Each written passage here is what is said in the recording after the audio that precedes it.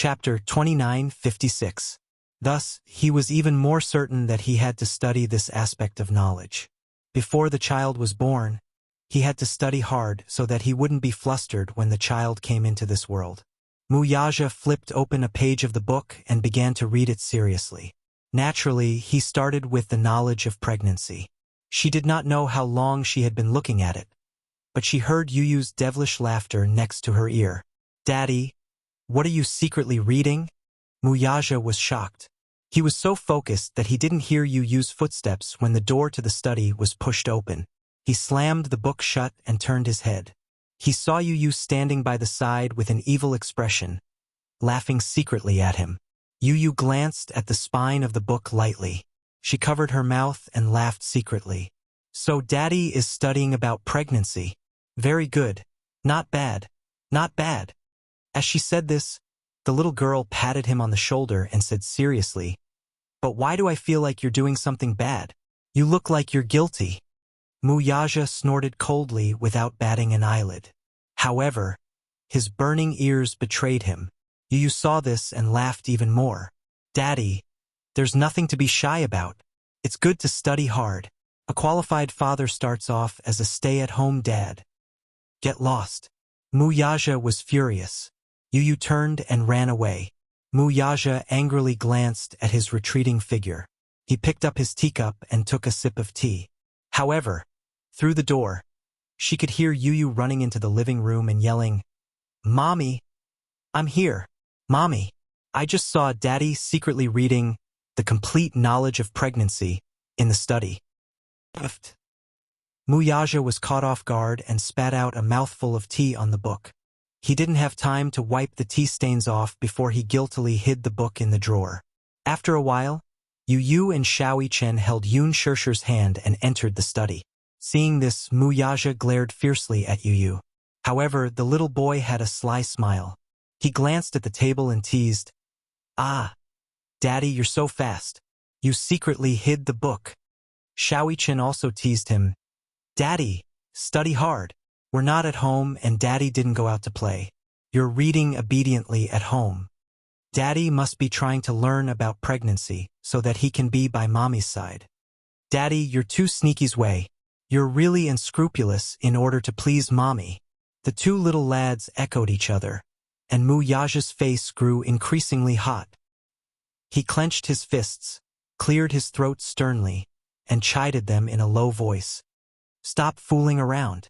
Yun Shishir pursed her lips and smiled. She asked, "What are you reading?" "Nothing. I just heard you say that you were reading." "I wasn't." Wuxia stood up immediately and walked to her side with a stiff expression. He frowned and said, "Don't listen to the two children. We're not fooling around. Daddy, reading books isn't something to be ashamed of. You're not reading erotic magazines behind Mommy's back." Before you could finish speaking, Xiaoyi-chen tugged at his sleeve curiously. What's an erotic magazine?" Yun Shishir choked on her saliva. Wuxia's expression darkened. Chapter 29:57. Yuyu and Xiaoyi-chen looked at each other. When Wuxia wasn't paying attention, they secretly made funny faces at him and stuck out their tongues. The two little lads held hands and left. Wuxia was satisfied. He turned around and helped Yun Shishir to the table. The latter asked curiously, "What were you looking at?" "Yuyu was making a lot of noise just now. I didn't hear it clearly." "No, nothing. Tell me." The more he tried to hide it, the more curious she was. Her appetite was whetted and she looked like she wouldn't give up until she got to the bottom of it. Wuxia frowned and suddenly thought of something. He opened the drawer, took out one of the books and passed it to her. Yun Shishir was stunned for a moment. It was just a book that she couldn't see. How could she read the words with her fingers? She didn't know whether to laugh or cry as she hit him. "Hey, are you doing this on purpose? Are you bullying me because I can't see?" "You call this bullying?" Wuxia suddenly circled in front of her, grabbed her hands, and inched closer to her suggestively. "Then should I show you what real bullying is?" Yun Shishir's face instantly heated up. He held her tightly, not allowing her to retreat. In the darkness before her eyes, Suddenly, the man's unique fragrance brushed against her face. In the next second, his hot breath covered her red lips. The man squatted in front of her, pinched her chin, and kissed her gently. In the corridor, Yu suddenly thought of something. A sly look flashed across her eyes and she stopped in her tracks. You? Just as Xiao Chen was puzzled, Yu put up her index finger and shushed her. She tiptoed around and walked towards the door of the study. The two little guys sneaked to the unlatched door, only to see Wuxia kissing Yun Shishir in the study. They were entangled and reluctant to part with each other. Xiao Chen was the most shy. She quickly covered her eyes with her hands and didn't dare to look any longer. Yu, on the other hand, was watching with great interest. Xiao Chen couldn't stand it anymore. She hurriedly pulled him aside and said with a red face, Yu, you're so naughty. How dare you peek at Daddy and Mommy kissing? If Daddy finds out, he's going to be angry. If you and I don't say anything, how will Daddy find out? Yu said matter-of-factly. Daddy was so immersed in kissing that he didn't notice us. Daddy's a little. Little Li Chen also found it strange. It said that pregnancy makes a woman stupid for 3 years. But why do I feel that Daddy has become stupid when Mommy is pregnant? Yu laughed helplessly. It's not that Daddy has become dumb. It's just that Daddy has become more cautious. He has to double-check everything and consider everything for Mommy's sake no matter what he does. After all, Mommy has a high status outside the family. She's a precious treasure. If Daddy isn't careful, I won't let him off. That's true. Xiao Chen's heart ached for Wuxia for half a second. Yu wanted to sneak into the study to observe, but Xiao Chen hurriedly pulled him back. Don't go. Let Daddy and Mommy have some alone time. Let's go have some alone time too. Who wants to have some alone time with you? Yu glanced at him in disdain. I'm not going to hang out with you. As he said this, he snorted arrogantly and turned to enter the bedroom. Xiao Chen followed behind and shook his head helplessly. His smile was full of doting as an older brother. Chapter 29:58. But then again, he was already used to Yu's Sundra nature. He followed her into the bedroom and closed the door. In the study, Yun Shishir was a little absent-minded. After she couldn't see, her hearing had become shockingly sharp. Hence, she could hear the two little munchkins whispering in the corridor. She couldn't help but fidget and kept pushing away Wuxia's advances. She asked worriedly, Is the child eavesdropping outside? No. Wuxia grabbed her hand and wanted to kiss her again. Yun Shishir turned her head away and said coquettishly, I heard it. Yu is really naughty. She's always pulling Xiao Chen to peek at us from outside the door. After all, she has done this before. Don't you know how to discipline her? Is this child someone I can discipline? Wuxia retorted. Not only is she naughty, she's also very smart. You can't discipline her. You, on the other hand. Wuxia changed the topic. Looking down at her face, he smiled and said, My good wife, don't be distracted. As he said that, he pecked the corner of her lips gently and said a little aggrievedly, I haven't had sex for more than a month. Even when we're kissing, you're distracted. After saying that, his handsome brows furrowed slightly, as though he wanted to say something but didn't want to. Yun Shishir was amused by his aggrieved tone and didn't know whether to laugh or cry. You sound so pitiful, Wuxia said sternly. You don't know how painful it is for a man to be abstinent. Yun Shishir was speechless. She wasn't a man, so how would she know what abstinence meant for a man?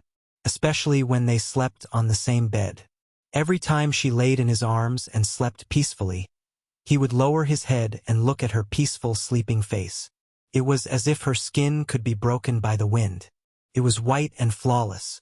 Her elegant eyebrows and dark red lips were everywhere to tempt him. Every time this happened, his lower abdomen tightened, as though he had accumulated a lot of strength. No matter how determined he was, it was as though his rationality was about to be demonized. Previously, many experienced people had told him about this matter. In the first 3 months and the second 3 months of a woman's pregnancy, they couldn't touch her. In other words, in the 4th month, as long as they were careful and didn't use too much force, there wouldn't be a problem. But Wuxia didn't dare to touch her. He always felt that she was too weak to stand up to a gust of wind. That thin and weak body, that bulging belly, and the fact that she was pregnant with a little guy in her belly was already not easy enough. With such a thin waist, if he didn't grab it, he didn't know if it would collapse. How could he bear to touch her? It was already very difficult for her to be pregnant. After all, he had already confirmed that the little guy in her belly was a little princess. He was even more careful and cautious. He was full of anticipation for the arrival of the little princess. In terms of bed matters, he planned to endure it and did not dare to be too indulgent. Hence, Lu Jinyu half-jokingly dragged him out to have some fun. Someone else said, "If you can't do it in bed, there are always other ways to do it." That person inexplicably leaned close to his ear and said, "For example, the mouth can do it too. He. This person was Jiangshan. He always came up with a lot of bad ideas. Wuxia glared at him and chased him aside. "How dare you criticize your sister-in-law? You don't want next month's bonus anymore." Chapter 29:59. Before he could finish speaking, Wuxia glared at him as if he was about to kill him. Jiangshan shut up at the right time. Lu Jinyu laughed out loud. "Ah Shen, don't tease boss. Don't you know? Boss is famous for being a blockhead and a slave to his wife. Look at how boss signed those billion-dollar contracts without batting an eyelid. But if sister-in-law's face gets sullen, boss will definitely be in a hurry to coax her. It's said that many men are very tormented when their wives are pregnant. Those who can bear it will ask their wives to use other methods to resolve it. Those who can't bear it will cheat and have affairs at this time. However, boss is a slave to his wife of the new era. It's only 10 months. Just grit your teeth and it'll pass just like that." As Lu Jinyu spoke, he said vividly in front of Wuxia, "Ah Shun, why don't we bring boss out to have some fun tonight? I know a place where the girls are not bad." "Be careful, sister-in-law will come after you." Jiangshan smiled evilly and said, "Boss, you have to hold on. You have to hold on until the last moment. You have to protect your integrity for sister-in-law." "Humph." Wuxia pretended to be calm as he flipped open the financial report and said with a calm expression, "It's only 10 months." Although he said it casually, when this person lay beside him at night, a certain man suddenly realized how long 10 months was. It was practically light years. What was the feeling of despair? That was when he thought about how he still had to endure for 6 months before he could unload the goods. Sometimes, when he had a reaction, even a cold shower could only temporarily soothe it. When he lay down on the bed and held her in his arms, he felt that indescribable feeling again. Where did he get so much energy from? It seemed that he had to think of a way to exhaust this excess energy. Hence, Wuxia decided to set up a gym at home. Every day, he would run for an hour before going to bed and then do a set of barbells. With this thought in mind, he quickly put it into action. The next day, Yun Shirsher heard the sounds of walls being cut, smashed, and electric drills coming from the basement. A few days later, Wuxia directed the construction team to transport the panels for the renovation. A week later, the various fitness equipment he had ordered arrived. Yun Shirsher was dumbfounded. Therefore, when it was time to sleep every day, Wuxia would always set aside 2 hours to go to the gym in advance. First, he would run on the treadmill for 50 minutes. Then, he would do 2 sets of dumbbells, 2 sets of dumbbells. After that, she took a shower and went to bed at 10 o'clock. She was exhausted. This method was somewhat useful. Because working out consumed a lot of excess energy, once the pillow touched, naturally, there would be no more thoughts about sleeping, and there would be no energy to think about other things. After a month, his figure had been trained to the point where it could be called a work of the gods.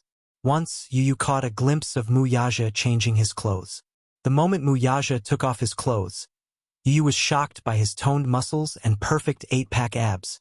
When did Daddy's figure become so good? Yu found it extremely strange. Chapter 29:60. When Shaoichen heard this, he ran over to take a peek. In the end, he ran back with a nosebleed. "He's so handsome." His eyes were sparkling. "Luckily, Mommy can't see. Otherwise, Mommy would be smitten." "Are you exaggerating?" You don't understand. Xiao Chen looked at him with disdain. Girls can't resist a man with a good figure. Yu was speechless. Was that so? Hence, Xiao Chen and Yu would appear punctually at the gym on the basement floor at 8 o'clock in the evening. This time, it was Mu Yaja's turn to be dumbfounded. What are you doing here? Working out. Yu said in all seriousness. I want to work out too. Mu Yaja muttered gloomily. You're only 7 years old. Why do you need to work out? Yu asked in return. Then why did Daddy set up such a gym for no reason and work out so hard every day? Mu Yaja looked embarrassed for a moment. He cleared his throat awkwardly but didn't answer their question directly. Yu found it even stranger. Xiao Chen also found it strange. Daddy, you're very suspicious. Mommy can't see such a good figure even though you're working out. Then why are you working so hard to keep fit? Mu Yaja said in all seriousness. I can't sleep at night, so exercise helps me sleep. Insomnia? Yu looked at him strangely and rubbed his chin. Why would you have insomnia for no reason? That's strange. Mu Yaja's face darkened. When have I ever seen you so concerned about me? You're the one who's strange. Yu also looked embarrassed. He definitely wouldn't tell the truth. It was just that when he saw Mu Yaja's lean figure, he felt envious and yearned for it. He also wanted to work out and train his body. On top of that, Xiao Chen had been preaching that working out could make one's body healthier and have a stronger immune system. Furthermore, the metabolism during exercise would promote physical development. This caused him to waver. Because, I feel that Daddy has been very suspicious recently. Daddy never used to work out. Mu Yaja looked at Yu and saw a burning desire in his eyes. This guy. Yu felt a little guilty under his stare. At the side, Xiao Chen immediately explained, Daddy's figure has become great after working out. So, Yu and I are very envious and want to work out with Daddy. Go and run on the treadmill for 40 minutes. Mu Yaja instructed as he pointed at the treadmill. 40 minutes? Yu wanted to back out. I'll die in 40 minutes. How do you know you can't do it if you haven't tried? The first 30 minutes of running will deplete carbohydrates. 40 minutes will deplete excess fat. After pausing for a while, Mu Yaja continued. Running is good for improving your physical strength. Start with running. Yu and Xiao Chen glanced at each other and then reluctantly got on the treadmill and started running. After half a month, the results were obvious. Hua Jin realized that the father-son trio would disappear at 8 o'clock sharp. Later on, he squatted down and discovered the father-son trio's shocking secret. These three guys were actually here. Fitness. Chapter 2961. Hua Jin was really jealous. He also wanted to work out. He also wanted to be nice. Body. Hence, Hua Jin also joined the army of fitness. At 8 o'clock in the evening, they all went to the gym together and worked out. Fitness was the ultimate motivator. Mu Yaja's fitness was not purely about consuming energy. After all, it was also a good way to improve one's figure. His perseverance was definitely not a slacker either. Once he decided to work out, he would definitely persevere until the end. Because of the fitness, his figure had undoubtedly become better. Sometimes at night, when they were lying in bed, Yun Shirshir would hug him and feel his strong abdominal muscles. She could not help but feel a little surprised. Your abdominal muscles didn't seem so obvious in the past, right? Yun Shirshir was a little puzzled. It's a little strange. You've been so mysterious recently, and your figure has become so good? Could it be that you're working out? You guessed it right. Yun Shirshir asked half jokingly and half seriously. Don't tell me you decided to work out to vent your excess energy. Mu Yaja's face was serious. Isn't it good to work out? Your figure can be very good. Your figure is so good. But I can't see it either. Yun Shirshir was a little disappointed.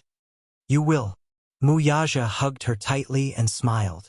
When Yueyao is born and recuperates, we'll immediately arrange for the cornea transplant surgery. But the surgery is not something that can be done just because you want to. Yun Shirshir felt a little wronged. After all, cornea donors can only be found by chance. I don't know when the next opportunity will come. You don't have to worry about these things.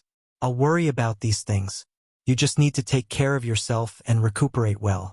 Don't worry about other things. Okay. Yoon Shirshir nodded. I'll listen to you. The weather was getting hotter. Unknowingly, it was already June, but the weather was already starting to get hot. Every afternoon, it was especially hot and unbearable. Every time Hua Jin came home, he would bring ice cream for the little ones. Yu Yu and Xiaoi Chen each held a Haagen-Dazs and ate with relish. Haagen-Dazs. Yoon Shirshir was drooling. She used to love Haagen-Dazs when she was still an office worker. This is the Hermes of the ice cream industry. Although Yoon Shirshir couldn't see, her ears weren't deaf. She heard the two little guys eating ice cream, and her saliva secreted even more. Hua Jin, why didn't you bring me? Yoon Shirshir asked angrily. Hua Jin said innocently, brother-in-law said that you can't eat cold food. Why? Yoon Shirshir asked gloomily, why can't I eat ice cream? That's not fair. Yu Yu licked his lips, still yearning for more. When he heard his mother grumbling at the side, he explained, Daddy read in a book that pregnant women should avoid contact with ice as much as possible. I don't remember the exact reason, but in any case, Daddy's words are clear and logical. Mommy, just bear with it for a while. For the sake of sister's health, don't touch ice cream. Mu Yaja had read the Encyclopedia of Pregnancy before. It said that pregnant women shouldn't eat cold food, or even touch it. Research showed that when a pregnant woman's hand touched ice, the blood vessels in the uterus would contract, which would affect the blood circulation of the fetus and affect its growth. Therefore, he repeatedly ordered her not to touch anything cold. Chapter 2962. It was fine when the weather was cool, but in the middle of summer, the air conditioner alone was not enough to relieve the heat. Everything she drank was warm. Yoon Shirshir was about to complain. Why are you guys not moving? How does it feel to drink warm water on such a hot day? I feel like there's a ball of fire in my body. I'm about to burn. I'm burning. Hua Jin and Yu Yu looked at each other and gave Yoon Shirshir a sympathetic look. Xiaoi Chen, who was beside them, felt his heart ache even more. Yoon Shirshir sat at the table and held the teacup in her hand with an aggrieved expression. The teacup was filled with hot water that had just been boiled. As it had not cooled down yet, she was so thirsty that her throat was about to smoke. She could not drink any water. It was too hot. These days are simply too torturous. She wept and wailed, her hopes dashed. It was easy to be anxious during pregnancy. Moreover, it was summer. More importantly, her situation was very different from when she first got pregnant. When she was first pregnant, Mu Yaja had sent a top-notch nursing team to take good care of her food, clothing, and daily necessities. At that time, she was 18 years old and pregnant for the first time. The pregnancy symptoms were not serious. At first, she had some morning sickness and did not have a good appetite. Hence, the nurse in charge of taking care of her put in a lot of effort to adjust her appetite. Fruit yogurt, potato salad, watermelon juice, orange juice. Due to the need to nourish the fetus, she was arranged to live in a villa near the sea. Although she did not leave the house, the villa had a large courtyard, rockery, and flowing water. When she was free, she would take a walk in the courtyard. When she took a walk, a large group of people followed closely behind her. After all, the child in her stomach was precious. Mu Yaja repeatedly emphasized that if anything happened to the child, they would be held accountable. They could not bear the responsibility. Hence, they took good care of her 24 hours a day. For the first 6 months of her pregnancy, she would take a half-hour walk every day. It was because she heard that if she exercised more during pregnancy, the delivery would be much smoother. Sometimes, when the weather was good, she would go to the beach, step on the tide, walk barefoot on the beach and pick up seashells. When she returned home, she settled down and made a wind chime with the seashells and hung it on the window. Her craftsmanship was especially good, and the wind chimes she made were beautiful and unique. When the sea breeze blew, the shells gently swayed, making a crisp and pleasant sound. At that time, although the days were leisurely, she was never idle. She would read books, do her homework, watch TV when she was free, sit on the swing in the courtyard, and bask in the sun. Every day, she would arrange herself to the fullest. However, things were different now. She couldn't see, so it was inconvenient for her to do anything. When it came to pregnancy, it was extremely boring. There was a little one in her stomach. She had to carefully protect her, but she also had to worry about this and that.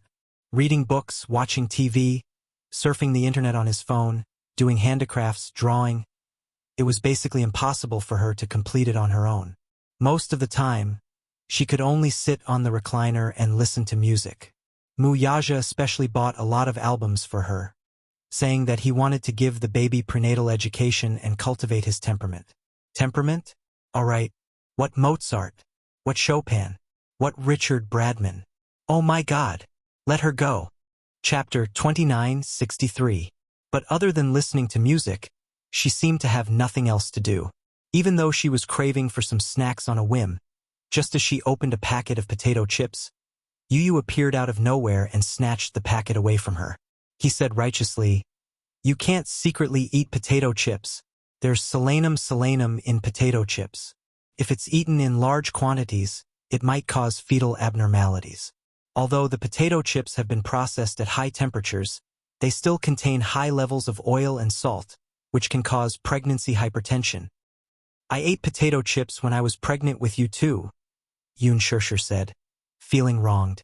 "Weren't you fine? That's because I was strong enough." Yu clenched her fists. "But it's better to be safe than sorry. What if? Am I right, Mommy? When little sister is born, you'll be free. Hold on a little longer." She couldn't eat spicy food. She couldn't eat ice. She couldn't eat too much meat either. She couldn't eat too much sugar either. More importantly, ever since she got pregnant, she really had nothing to do besides listening to music and taking a stroll after meals. More importantly, Wuxia's nursing skills were indeed passable. After all, he was born into a rich family and had never served anyone before. This was his first time serving someone, and it was her, although his attitude was good. But in the middle of the night, she was suddenly awakened by hunger. Her stomach was growling. She turned her head and saw that Wuxia was sleeping soundly. Hence, she snapped her fingers lightly and the voice-activated wall lights lit up. Ever since her eyesight had deteriorated, Wuxia had changed all the lights in the house to motion sensor lights. Although her eyesight wasn't good, especially at night, it didn't mean that she couldn't see anything. If the wall lights were on, she could still make out the faint light. Hence, he changed them to motion sensor lights. As long as there was even the slightest sound, the lights would light up. Wherever she went, the lights would illuminate the place. At least, she could use the light to determine her direction. Where there were lights, he had removed all the furnishings and there were no obstructions. Even Yu did not expect such thoughtfulness, but Wuxia was the first to take it into consideration. Wuxia was amazed by such a high-tech light control system. However, it was much more convenient after changing the light control system. She followed the light and groped her way to the shelf. She took a packet of biscuits and tore off the packaging. Wuxia was awakened by the sound of cracking. His first reaction when he woke up was, there was a rat. Then he heard the crunching sound of a mouse eating a biscuit.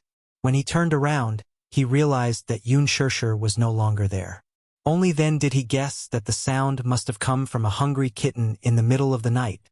Following the sound, he walked into the living room and saw someone sitting on the sofa, happily munching on a biscuit. He didn't go forward to disturb her. He quietly crossed his arms and leaned against the wall, watching her eat. Wuxia was so hungry that she couldn't care less about her image. She stuffed the biscuits into her mouth carelessly. She held a bottle of mineral water in her right hand and gulped it down from time to time. She seemed to be eating too quickly and choked.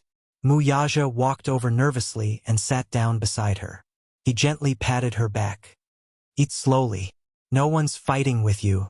Wuxia heard his voice and was stunned. She looked up. "You're awake?" Chapter 2964. "Yeah. I was woken up by the sound of you eating." He stroked her back gently as he said, "Those who didn't know better would have thought that there was a rat in the house. You You said that I sounded like a rat when I ate the biscuits? She questioned, feeling hurt. What? She felt aggrieved and unhappy. However, he was amused. Aren't rats cute? Speaking of which, you seem to be eating in such a hurry. Are you that hungry? Yeah. I don't know why, but I was woken up by hunger. I remember that I ate quite a lot last night. Why am I so hungry? It's probably because the baby is hungry. Really? Yoon Shirshir smiled. Alright. I feel that it's especially difficult when I'm pregnant with this guy. After a pause, she held his arm and said coquettishly, Hubby, I want to eat ice cream. No. Mu Yaja immediately put on a straight face. You're not allowed to eat it. She begged again. Boo-hoo. Just one bite. Just one bite. Okay? Can't you bear with it? I don't know why, but I've been craving ice cream lately. It would have been better if he hadn't mentioned ice cream. The moment he mentioned ice cream, her saliva secreted even more. She swallowed a mouthful pitifully and said, One bite will do. Can you satisfy my craving? No. His stance was firm, and he didn't waver because of her grievances. If you can't eat it, you can't eat it. How can you be so heartless? Yoon Shirshir said angrily. Can't you be more open-minded? Madam, I'm already very open-minded. I'm doing this for your own good. If it's for my own good, shouldn't you be looking for ice cream on the streets for me? She was being unreasonable. However, he was still very patient. He patted her head gently and coaxed. Be good. Go to sleep after eating. Don't think about it and you won't be hungry anymore. But I just can't stop thinking about it. Be good. Mu Yaja leaned close to her ear and said meaningfully, I can resist not touching you for 10 months. Can't you resist not touching ice for 10 months? Yoon Shirshir's face flushed red in an instant. She clutched the corner of her pajamas tightly and said awkwardly, I heard that. Even when you're pregnant, as long as you're careful in the first 3 months, it won't affect you in bed. No. Mu Yaja, on the other hand, was a conservative. He said stubbornly, As long as there's even the slightest risk, I won't allow it. You're being too cautious. What if? He suddenly held her shoulders and stared at her. It's because I care too much that I'm careful in everything. Even if there's a little risk, I won't do it. There's no what if, and I won't allow any what if. It was precisely because he cared too much that he was so careful about everything, no matter how big or small. He was afraid that if he was not careful, something would happen to her and the child in her stomach. Perhaps ordinary people would find it difficult to understand his feelings. He didn't want the child in his belly to be hurt at all, and he didn't want her to suffer at all. He knew in his heart that the days of pregnancy were indeed torturous. Moreover, she couldn't see or do anything. Even reading books was the most extravagant thought. That was why he had spared no effort to spare more time to accompany him. Chapter 2965. It was a good thing that he had 2 capable assistants. However, Lu Jinyu and Jiang Xin could not voice their grievances. Those who didn't know better would think that boss was pregnant for 10 months. Yoon Shirshir could only give up. She reluctantly let him hold her hand and returned to the bedroom. Mu Yaja carried her to the bed and covered her with the blanket. After he got on the bed, Yoon Shirshir suddenly turned around and hugged him. Thank you. Huh? He raised his eyebrows in surprise. However, she heard her say, Have I been making trouble for no reason recently? Before he could speak, she continued in frustration. I don't know why, but recently, my temper has been getting harder and harder to control.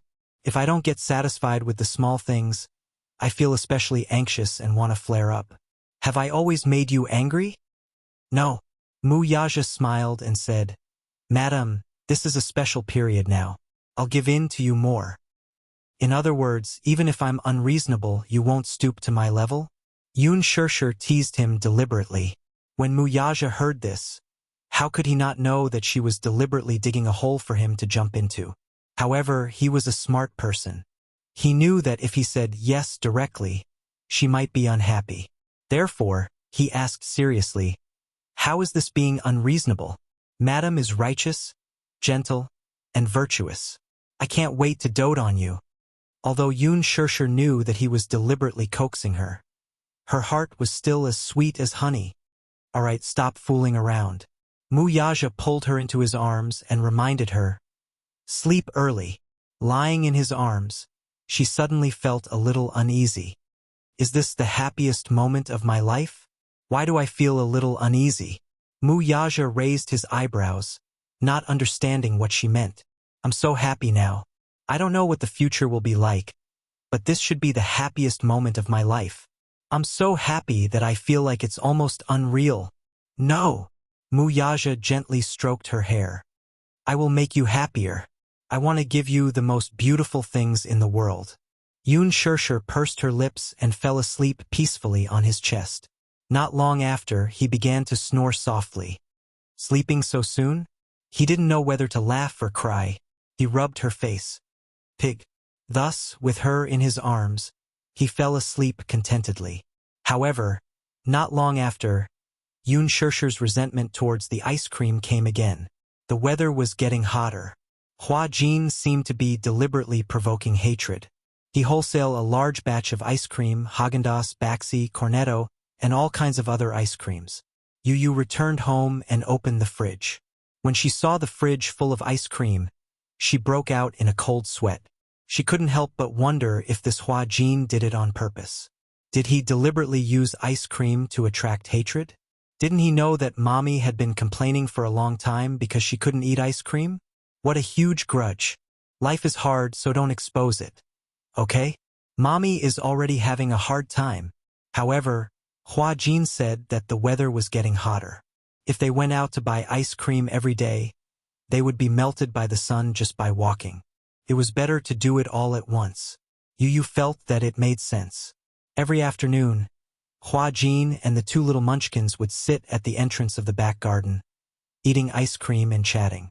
Yun Shirshir sat at the side, hugging Liang Baikai, her face full of resentment. Chapter 2966. Mommy, just be good. Yu muttered. Bear with it for a while, and you'll have a bright future. Can't I just have one bite? Not even one bite. Daddy will beat me up. Yu snorted. Xiao Yichen covered his mouth as he snickered. He might even punish you with the crime of murdering the little princess. Yu nodded in agreement. Yun Shirshir stood up angrily and walked slowly in their direction. When Hua Jin saw this, he immediately reached out to help her up. Sister, be careful. Yun Shirshir flung his hand away angrily and said speechlessly, Don't touch me. I'm not your sister. Hua Jin, who was innocently implicated, cried helplessly. Why am I implicated as well? You didn't know whether to laugh or cry as she said, How is this being implicated? You're the real source of all evil. What do you mean by that?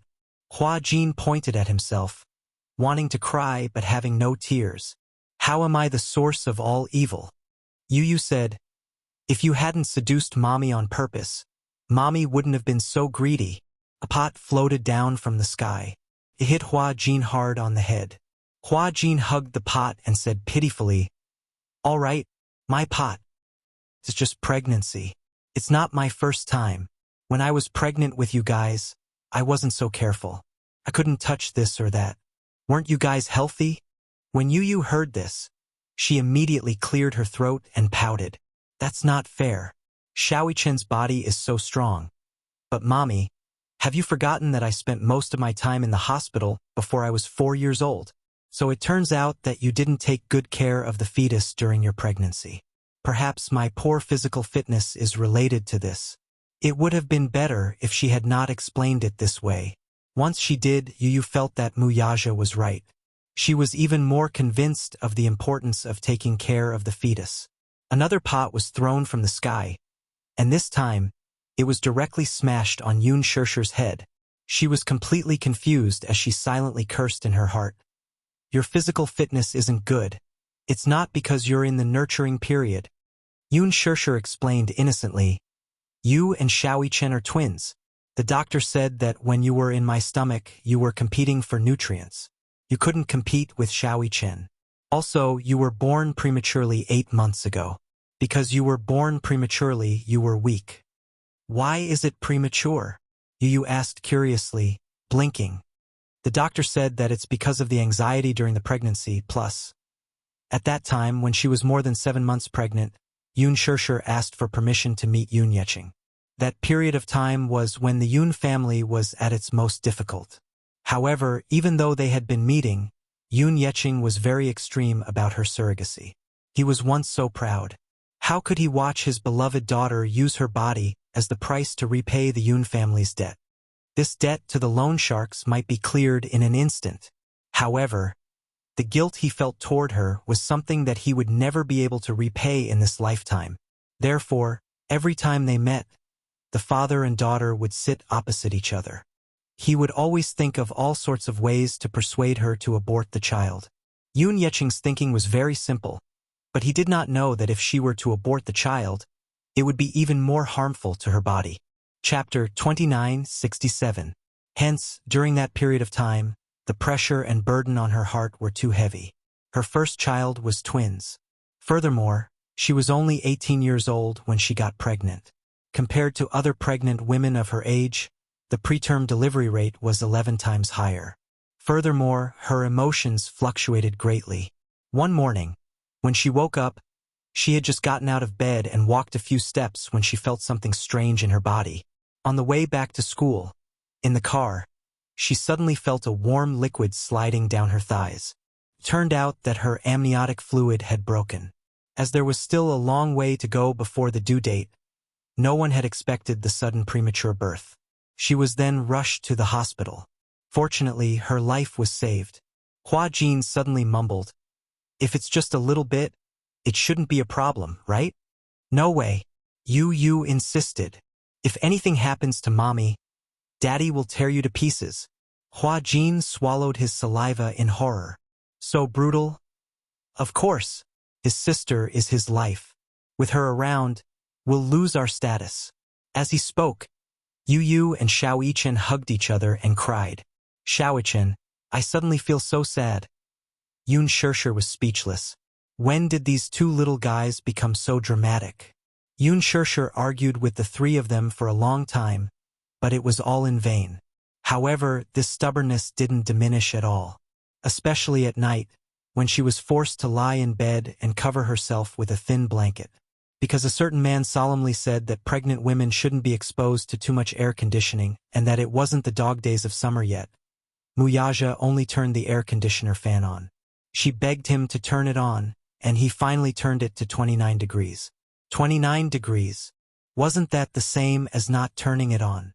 Because of the stuffy heat in the house, she missed the sweet and frosty taste of ice cream. Hence, for some reason, she got out of bed and tiptoed to the man's room. Pushing open the door, she made her way to his bed. Pa! A hand covered Hua Jin's face. Hua Jin was sleeping soundly. In his dream, a terrifying hand suddenly reached out towards him and touched his face. He was startled awake from his dream and saw Yoon Shirshir sitting by his bedside, softly calling out to him. Hua Jin, wake up. What's wrong? Hua Jin immediately sat up nervously and looked at her worriedly. Are you not feeling well? I really want to eat ice cream. Hua Jin, can you take me to eat ice cream? Hua Jin. He looked at her with a puzzled expression. He really didn't know what kind of obsession made her come all the way to his room in the middle of the night to beg him to take her to eat ice cream. His room was quite a distance away from hers, and there was even a staircase. It must have taken her a lot of effort to find her way here. Is it necessary? Hua Jin was about to cry from laughing. Do you really want to eat ice cream that much? Yes. Whenever I hear about ice cream, I salivate. Chapter 29:68.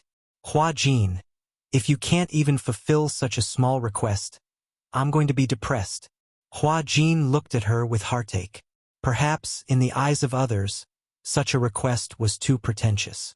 But to him, he could understand it very well. When other people were pregnant, at least their eyes were useful.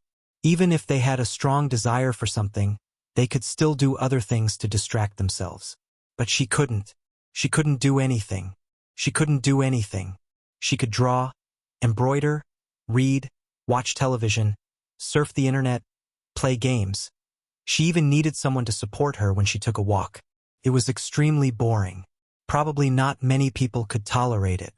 Or perhaps, if it were someone else, they would probably be diagnosed with depression. Hua Jin hesitated for a moment. Suddenly, he reached for his cell phone and said, "Wait a minute." "Huh? What are you doing?" she asked curiously. Hua Jin didn't answer immediately. She could only hear the sound of web pages being switched on his cell phone. A few minutes later, Hua Jin put down his cell phone and said to her, "I did some research just now. It said that if it's just a little, it's okay to eat something cold once in a while. Moreover, the weather is hot now, so it's not a big taboo." Hua Jin snapped his fingers and said, "Just the right amount." "Yes, just the right amount." "Right? I was right, wasn't I?" Yoon Shirshir said agitatedly. "They said that pregnant women shouldn't be in front of the computer for too long because there will be radiation. But in reality, when I used to work, many of my colleagues were pregnant, but I didn't see any of them quit their jobs. She only went back on maternity leave to prepare for labor when she was about to give birth. The little ones that she gave birth to are all healthy. But there's no more ice cream at home." Hua Jin looked at her expression and said carefully, "You and Xiaoichen have eaten it all. Why are these two little guys eating so fiercely?" she muttered. Hua Jin looked at her and laughed. Okay, stop muttering. I'll take you to find ice cream now. Okay? Okay. Then change your clothes." "All right." Hua Jin held her hand and led her to the cloakroom. He took all the clothes for her, closed the door and let her change. He was wearing home clothes, so it didn't matter if he didn't change. After Yoon Shirshir changed her clothes, Hua Jin secretly stole a key and led her to the garage. He helped her into the front passenger seat, then sat in the car and started the car. "It's already 12 o'clock. I'm afraid there aren't any ice cream shops open. It doesn't matter if it's not Häagen-Dazs." Hua Jin held the steering wheel and thought for a while. Suddenly, his eyes lit up. "I know a place." "Where?" "The biggest night market in Jing and district. There are also many midnight snacks there. Now that the weather is so hot, every shop will start to sell Baxi ice cream boxes." 8. Yoon Shirshir's mouth watered even more. "Baxi is delicious too." "All right, greedy little cat. I'll take you there." Hua Jin stepped on the accelerator and the car slowly drove out of the garage. He was so focused on talking to Yoon Shirshir that he forgot to look in the rearview mirror. After he drove out of the garage, a luxury car parked at the entrance slowly followed behind. Chapter 2969. Hence, the two of them started to chat leisurely. Yoon Shirshir asked, "Have you been busy with work recently?" Hua Jin replied, "I'm not busy. I've taken on a lot of commercials recently. It might have something to do with Lethal Beauty's high viewership ratings." Yoon Shirshir was surprised. "Lethal Beauty has been very popular recently?" Hua Jin nodded. "Yeah, after your character died, the viewership ratings shot up." Yoon Shirshir was speechless. Hua Jin said, "After all, the villain is dead, and the audience's passion for watching shows has been revived. Because of Lethal Beauty's good viewership ratings, I've taken on a lot of commercials. One of the biggest sources of income for a celebrity was advertisements. It was the most important component. Usually, a celebrity's income came from filming movies and TV dramas. With Hua Jin's status, he would get 1 million for filming an episode. After the company's share, he would get 600,000 after tax. In other words, there were 60 episodes of Lethal Beauty, and Hua Jin had a net profit of 36 million. That was a very eye-catching figure. In the entertainment industry, this income was something that many people could only look up to. But this was only a part of the income. Usually, other than acting, each person could film an average of 2 TV dramas and 1 movie in a year. In addition to various variety shows and stage performances, the remuneration from filming commercials still accounted for the majority of the income. The filming period for commercials was usually a few days, and in these few days they could earn a few million. Could be said that it was easy and simple. Hua Jin had more than 10 endorsements, big and small, from high-end cosmetics to luxury brands, to mobile phones, home appliances, snacks, drinks, shampoo. The advertising economy depended on whether the fans' purchasing power was strong. Hua Jin's fans were especially crazy. Basically, if they got him to endorse, they would definitely make a profit. Hence, it was no wonder that he was feeling so refreshed recently. How could he not be happy about taking on so many commercials? Your popularity has been soaring recently. After all, the male lead role played by Hua Jin was really too likable. Introverted, steady, and expressive from the beginning to the end. With the popularity of the TV series, his popularity would definitely rise. My net worth has also increased by many times. Qin Zhou said that it's rising faster than the stock market. Ha ha ha. The car drove to the night market. After parking the car, Hua Jin held Yun Shirshir's hand and searched along the way. Finally, they found a barbecue restaurant that sold baxi. Shirshir, you sit here for a while. I'll buy you baxi. Yun Shirshir sat down obediently, looking forward to Hua Jin buying her beloved baxi. 3 minutes later, Hua Jin bought 2 servings of baxi, one with strawberry flavor and the other with chocolate flavor. He walked over with a smile on his face, handed her the box of strawberry flavor ice cream, and opened it for her. Here, spoon. He handed over a spoon, but just as he sat down, he suddenly sensed a cold aura beside him. He couldn't help but shiver. He raised his head and his gaze fell on the man standing behind Yun Shirshir. He immediately sucked in a breath of cold air. His eyes widened as if he had seen a ghost. Yun Shirshir heard him suck in a breath of cold air and was also shocked. Her hand that was holding the spoon suddenly froze. She asked nervously, Hua Jin, what's the matter? Sister. He stammered for a while, incoherent. He was obviously scared out of his wits. This made her nervous too. I'm here. Why are you calling me? Chapter 2970. Brother-in-law. Yun Shirshir was stunned when she heard the word, brother-in-law. Brother-in-law? For a moment her mind was racing. Hua Jin's brother-in-law. Isn't he? Yun Shirshir froze and turned her head mechanically. Even though she couldn't see clearly, she could see a tall figure in her hazy vision. He was tall and seemed to be dressed in black casual clothes. She couldn't see his face clearly, but his imposing aura and Mu Yaja's unique aura made her realize. She had been caught red-handed. Why did he follow them here? Yun Shirshir's face was especially stiff.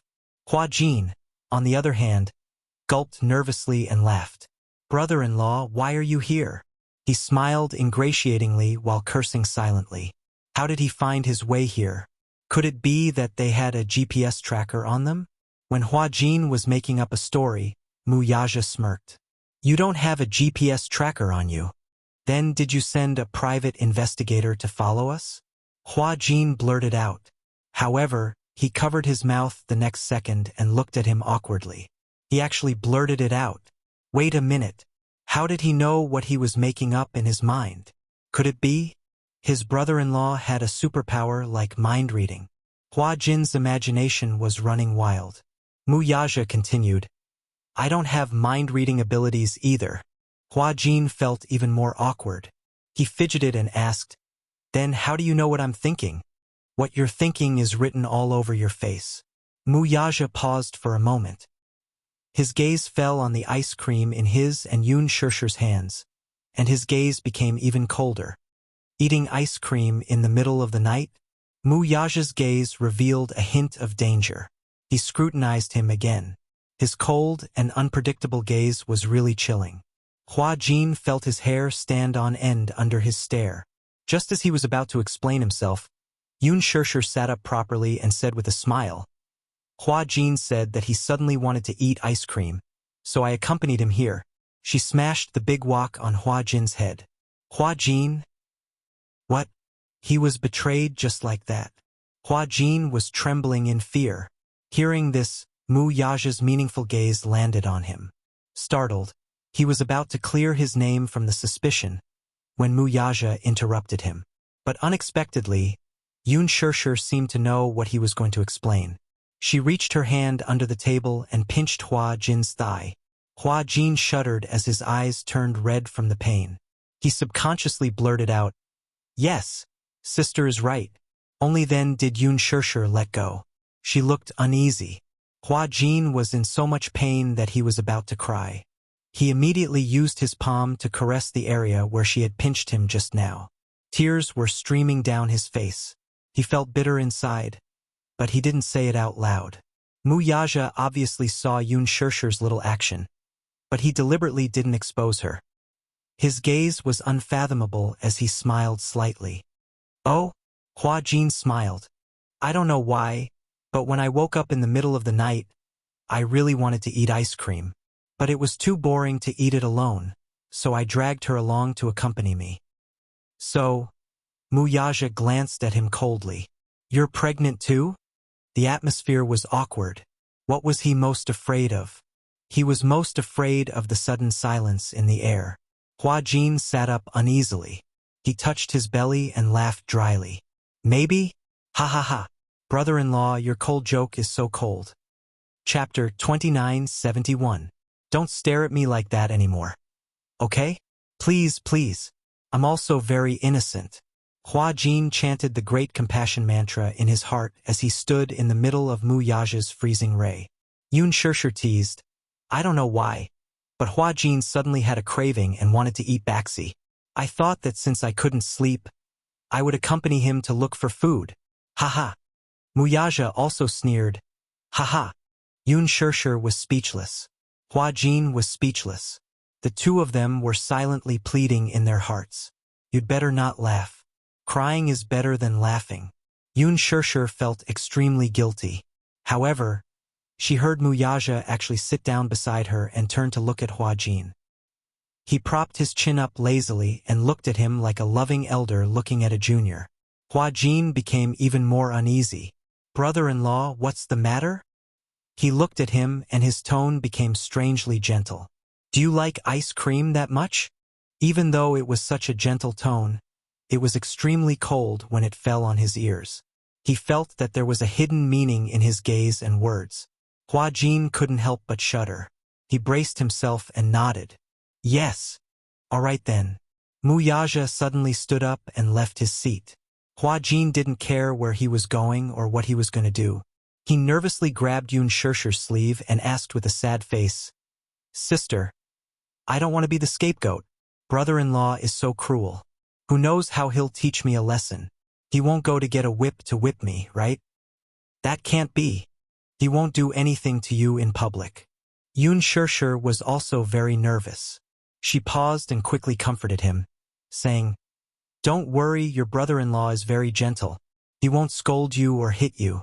If he dares to hit you, I'll definitely stand in front of you. Really? Hua Jin was skeptical when he heard footsteps behind him. He turned around doubtfully and saw Mu Yaja holding 2 large buckets of baxi in his hands. He walked to his side and placed them in front of him. I'll treat you. Hua Jin froze. These 2 large boxes of 8 happiness contained 5 small boxes of 8 happiness. As Hua Jin stared blankly, Mu Yaja sat across from him and looked at him calmly. Let's eat. We'll buy more if it's not enough. It's my treat. Hua Jin showed a reluctant expression. That's not good, is it?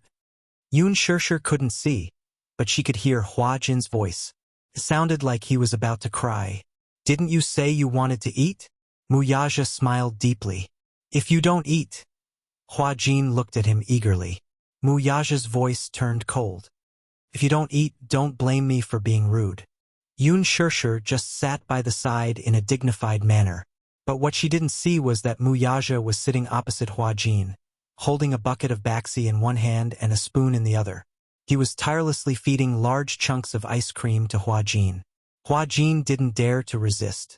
Thinking of his threat, he felt that he should eat up baxi. Hence, he braced himself and took mouthful after mouthful of ice cream. Even though the weather was hot, his teeth were still chattering from the cold after one bucket. Mu Yaja opened another bucket casually and sent a mouthful of ice cream to his mouth. He ordered calmly, Eat. Woo. The corners of Hua Jin's eyes were twitching. After taking a mouthful, he felt unwell. Chapter 2972. Come, open your mouth. Mu Yaja raised the spoon. Brother-in-law, can I take it away if I can't finish it? He glanced at the ice cream in his hand and burped. His smile was uglier than his crying face. I'm almost full. Mu Yaja replied nonchalantly. If you can't finish it, then you'll have to bear the consequences. Hua Jin frowned. He wanted to cry but had no tears. Bear the consequences? What kind of bear the consequences? Mu Yaja replied proudly. Humph, what do you think? Okay, I'll eat it. Hua Jin looked like he was ready to die. How did it feel to finish 2 buckets and 2 boxes of 8 joys? One word to describe it, torture. After Hua Jin got into the car, he looked ahead. Mu Yaja had packed Yun Shishir into his personal car. He watched as he carefully buckled Yun Shishir's seatbelt, got into the driver's seat, started the car, and drove off. He couldn't take it anymore. He held his stomach and his face turned green. What the hell was this? This man was the #1 wife slave. This couple was really something. Instead of sleeping, they came to torment him in the middle of the night. In the end, why was he the one who got hurt? He was so innocent. In the car, Yun Shishir nervously clutched her seatbelt as she gulped in trepidation. Hubby. Mu Yaja raised his eyebrows. What did you do to Hua Jin just now? Yun Shishir asked worriedly. He sounded like he was in pain. How much ice cream did you feed him? Mu Yaja replied. All of it. Yun Shishir asked. How much was all of it?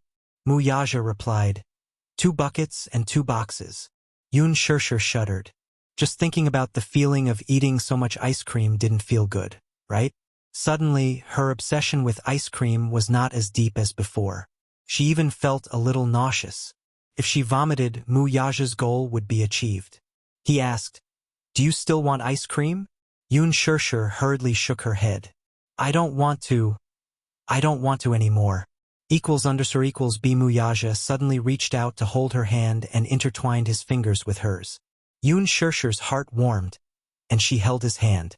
Perhaps it was because he had been holding the ice cream bucket for a long time, but his hands were slightly cold. He didn't say anything, but from this small detail, she immediately understood his unease and heartache. He was such an introverted man who kept everything in his heart. Perhaps he cared too much about it. If you care too much, you will always be afraid of losing it. Therefore, his caution was only to better protect her. I'll be good in the future, Yun Shishir said in a low voice. Yes, good girl. But Yun Shishir changed the topic. You fed him so much ice cream. Will anything happen to him? Mu Yaja was speechless. Yun Shishir said anxiously, He'll definitely have diarrhea, right? In the bathroom. When Hua Jin walked out, he was about to collapse. He dragged his long, numb legs out and supported himself against the wall. When he walked into the living room, the sky was already bright. In the living room, Mu Yaja walked out of the dining room and poured a cup of warm water for him. Drink it. Hua Jin took the water and leaned against the wall, looking resentful. I think I'm about to collapse. Mu Yaja raised his eyebrows. Diarrhea? Yes, a little. Mu Yaja returned to the room and took out a box of stomach medicine for him. Eat this. Chapter 2973. After this experience, Yun Shishir became more well-behaved. At least she had learned her lesson. However, the days of nurturing the fetus were still boring. Yu found some radio dramas, musicals, and even crosstalk for her to pass the time. Life was peaceful and comfortable. Chief, did you know? The Mu group recently released news of their wedding. Mu Yanqing is getting married to Song Enya soon. In the office, Lu Jinyu walked to Mu Yaja's desk and handed him a red announcement. He had gotten it from a media friend. It was said that Mu Yanqing and Song Enya's wedding would be held at 100 banquets. Furthermore, they had also invited celebrities from all walks of life and more than 100 media outlets. It seemed that they were determined to make this wedding a grand and dignified one. Mu Yaja took the invitation and glanced at it expressionlessly. On the invitation was Song Enya and Mu Yanqing's wedding photo. The time and location were also written. He took a closer look. Although it was called a wedding photo, it was more accurate to say that this was not a traditional wedding photo. Song Enya was wearing a wedding dress and holding Mu Yanqing's arm. Mu Yanqing was wearing a suit. The two of them stood in front of a white background and posed for a photo. Lu Jinyu smiled. Chief, are you going? Mu Yaja glanced at him. Why should I go? To watch the show. It's boring. How can it be boring? The Mu group and the Song family have been advocating that this wedding must be grand and dignified. At the very least, we should go and see how grand the Mu family can be so that Chief can refer to it. You and sister-in-law haven't held a wedding yet, right? We can't let our pomp and circumstance fall short. Mu Yaja smiled playfully. Pomp and circumstance? A wedding isn't just about pomp and circumstance. More importantly, it has to be memorable. They had to be sincere. Jiang Shen sat at the side and snorted. The reason why the Mu group is spending so much money this time is because they want to use this wedding to revitalize the Mu group's reputation. Just like a destitute aristocrat who is so poor that he has to empty his family's fortune. He has to resort to all means to pretend to be a noble. Lu Jinyu snapped his fingers and said, to put it simply, it's just posturing. Jiang Shen said, bingo. Mu Yaja frowned. Although the Mu group is in dire straits, a starving camel is still bigger than a horse. After all, its power is still stable. Don't let your guard down.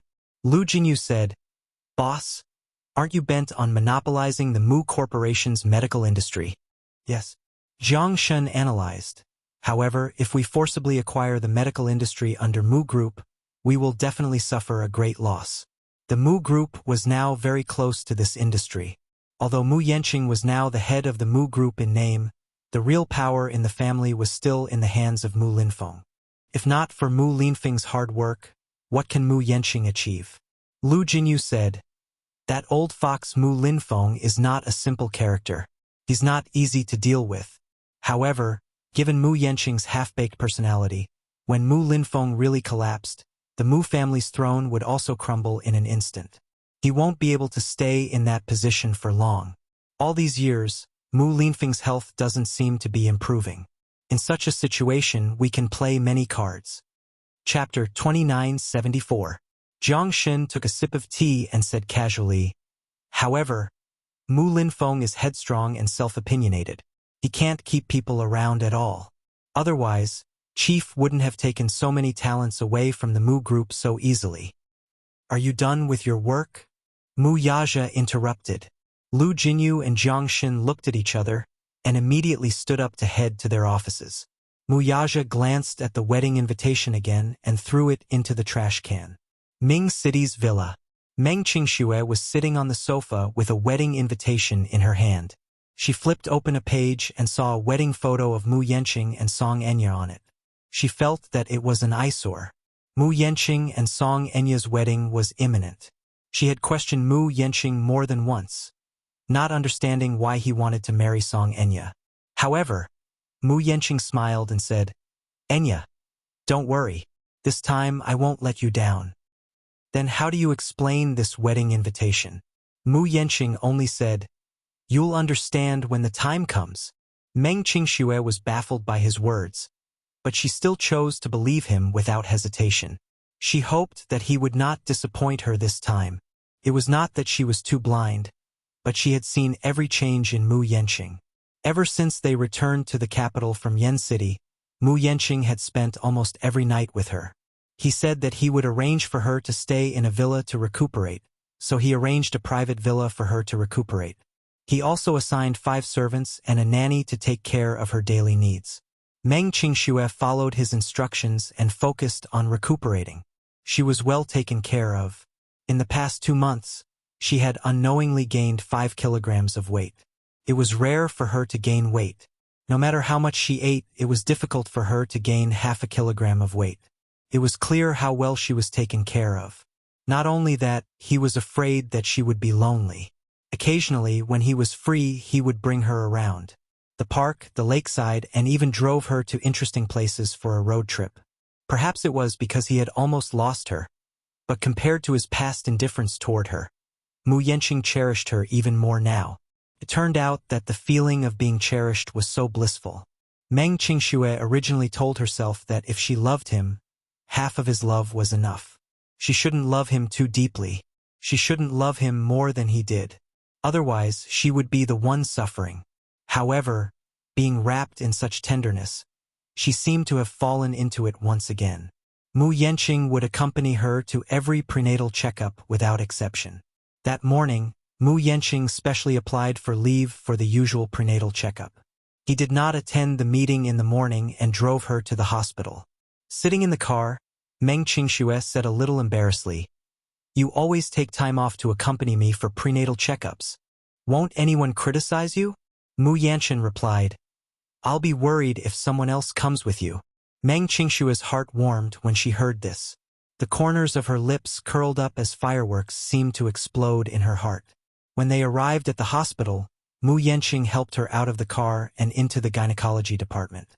After accompanying her through various checkups, he helped her to a chair and said to her, "I'll line up to get the report. Wait for me here." "Okay." Mu Yanqing smiled and handed her the mineral water he had bought before turning to line up. Chapter 2975. Meng Qingxue sat quietly at the same spot and waited. She was bored, so she took out the half-finished cloth shoes from her bag. When she was pregnant, she had nothing to do at home, so she learned how to do handicrafts. From the child's knitted shirt to the cloth shoes, she thought that the clothes she knitted would look better on the child, so she wanted to do everything herself. Anyway, she had nothing to do. She was usually busy with these handicrafts, so she enjoyed it. Halfway through her knitting, she suddenly heard a woman gritting her teeth behind her. "Meng Qingxue?" Meng Qingxue turned her head when she heard someone calling her name, only to meet Song Enya's gaze by chance. As the saying goes, enemies meet on a narrow road. This was probably it. Meng Qingxue did not expect that Song Enya would come to the same hospital as her for a prenatal checkup on this day. However, unlike her, Song Enya was accompanied by Jiang Qiming.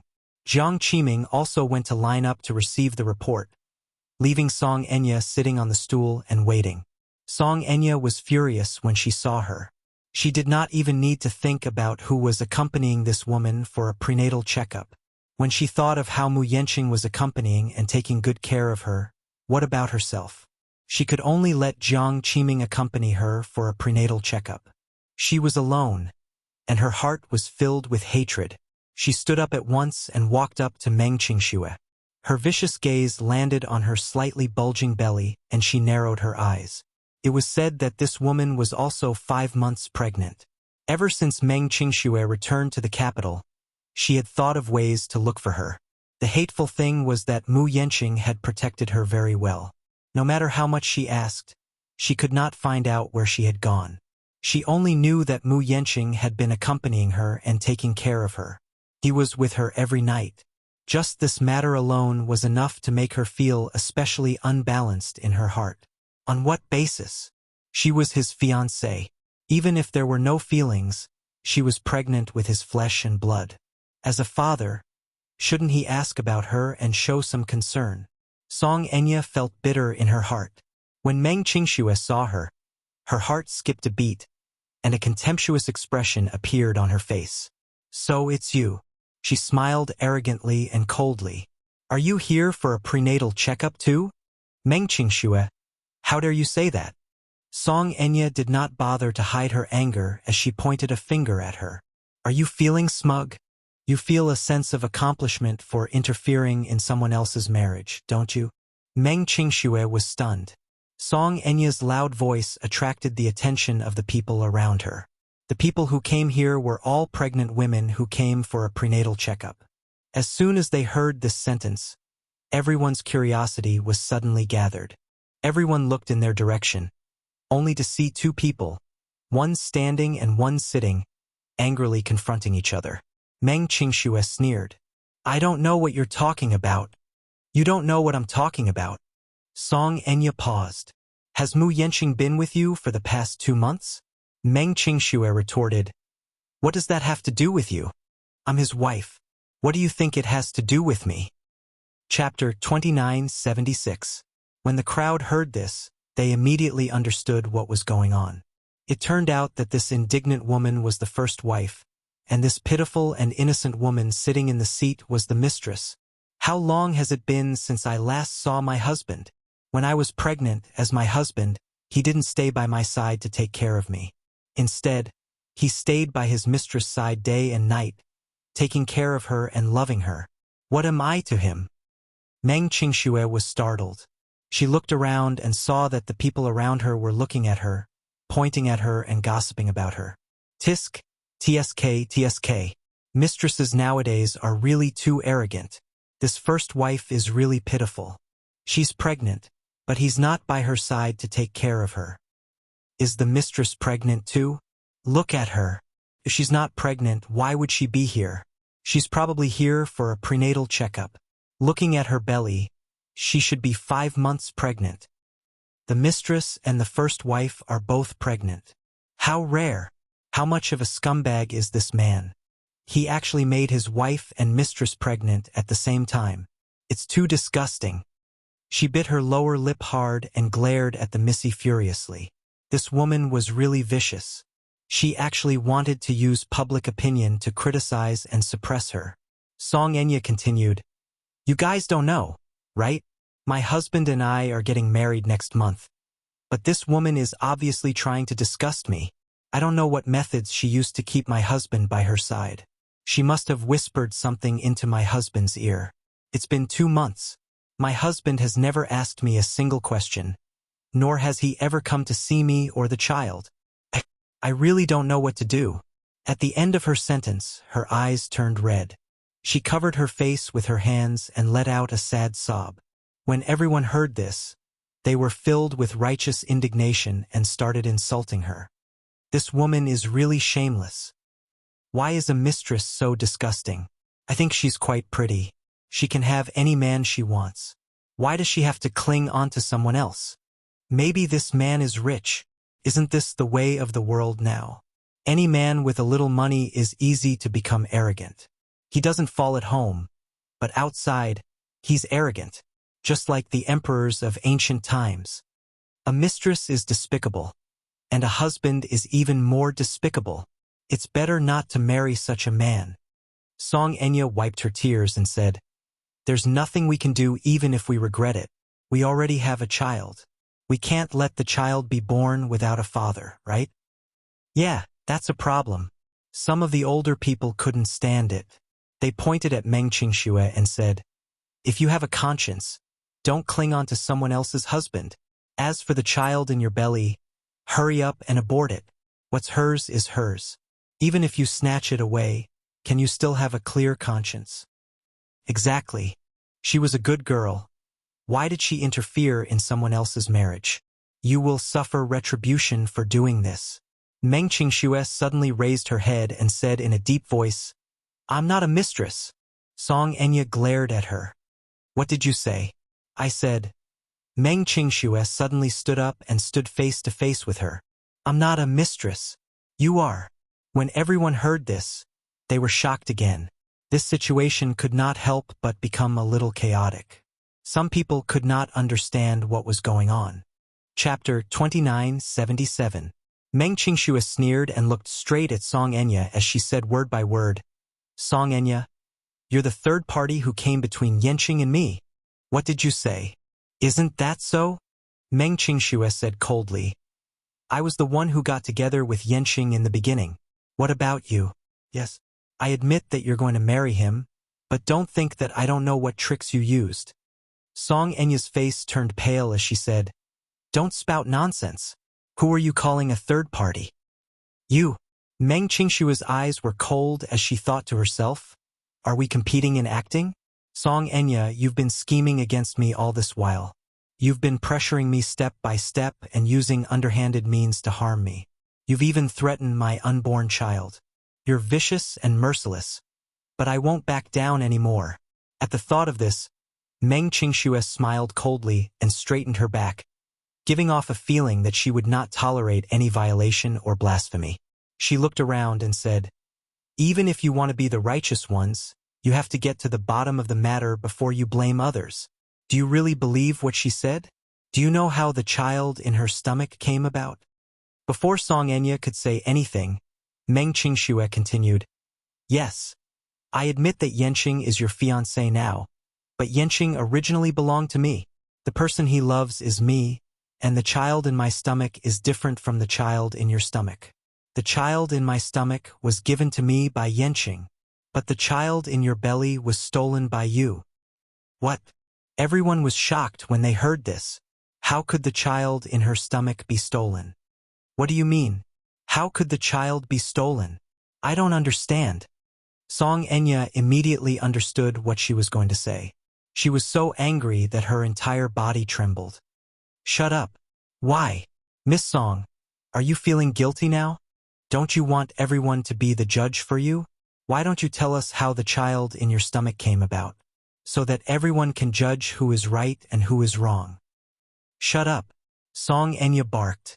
Meng Qingxue smiled, but did not take her warning seriously. She turned around and said to everyone, "You don't know, right? The woman standing before you is the mayor's daughter, Song Enya." Song Enya? Ah, I read in the newspapers that our mayor, Song Zhonghua, has a total of 3 children. The second daughter is called Song Enya. I heard that she came from a prestigious school and is highly educated. She also has outstanding looks. So it's the mayor's daughter. Meng Qingxue continued. The child in her belly is a test tube baby conceived through artificial insemination. As for where did this sperm come from, she stole it from the sperm bank. As soon as he finished speaking, the crowd went into an uproar. Stolen? How is that possible? Meng Qingxue said coldly. It's indeed hard to believe. She comes from a prestigious family and is the mayor's woman. She's talented and beautiful. Why would she do such a despicable thing? Song Enya screamed hysterically at her. Be****. I told you to shut up. Didn't you hear me? With that, she pounced on Meng Qingxue and reached out to grab her hair. Meng Qingxue took a step back and protected her stomach. She raised her hand and slapped her hand away. Chapter 2978. The scene instantly turned chaotic. Perhaps Song Enya had been greatly agitated by her words, so much so that her eyes were bloodshot as she scratched and hit her. Meng Qingxue was not to be trifled with either. Perhaps out of maternal instinct, she covered her stomach with one hand and grabbed Song Enya's hair with the other, pulling it fiercely. The two of them fought. The surrounding passers-by watched in fear, but most of them were just there to watch the show. Many of them were pregnant. Seeing such a scene, who would dare to come forward to mediate? Jiang Qiming returned with the report and saw that there was a fight in the seats. When she took a closer look, she saw that one of them was Song Enya. She was so frightened that she threw the report in her hand and rushed forward. Stop fighting! Stop fighting! Jiang Qiming finally separated the two of them. She pulled Song Enya aside and asked anxiously, "Is anything wrong? Mom, don't stop me. I want to teach this little B***tch a lesson." As Song Enya spoke, she wanted to rush forward again. Afraid that she would hurt herself, Jiang Qiming pulled her back and reprimanded her. "What are you doing? Think about it, you're already 5 months pregnant. It's not like before. Even if you don't think for yourself, you should think for the child in your stomach. How can you be so willful?" Song Enya turned her head and stretched out her hand with a ferocious expression.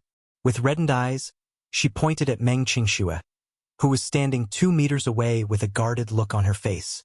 She cried, "Mom, she's Meng Qingxue. She's that B***tch. For the past 2 months, Mu Yenqing hasn't cared about me and has always been by her side. How can I not be angry? She even said that I'm a third party. Mom, how can I not be angry?" "All right, be careful. Don't affect the baby."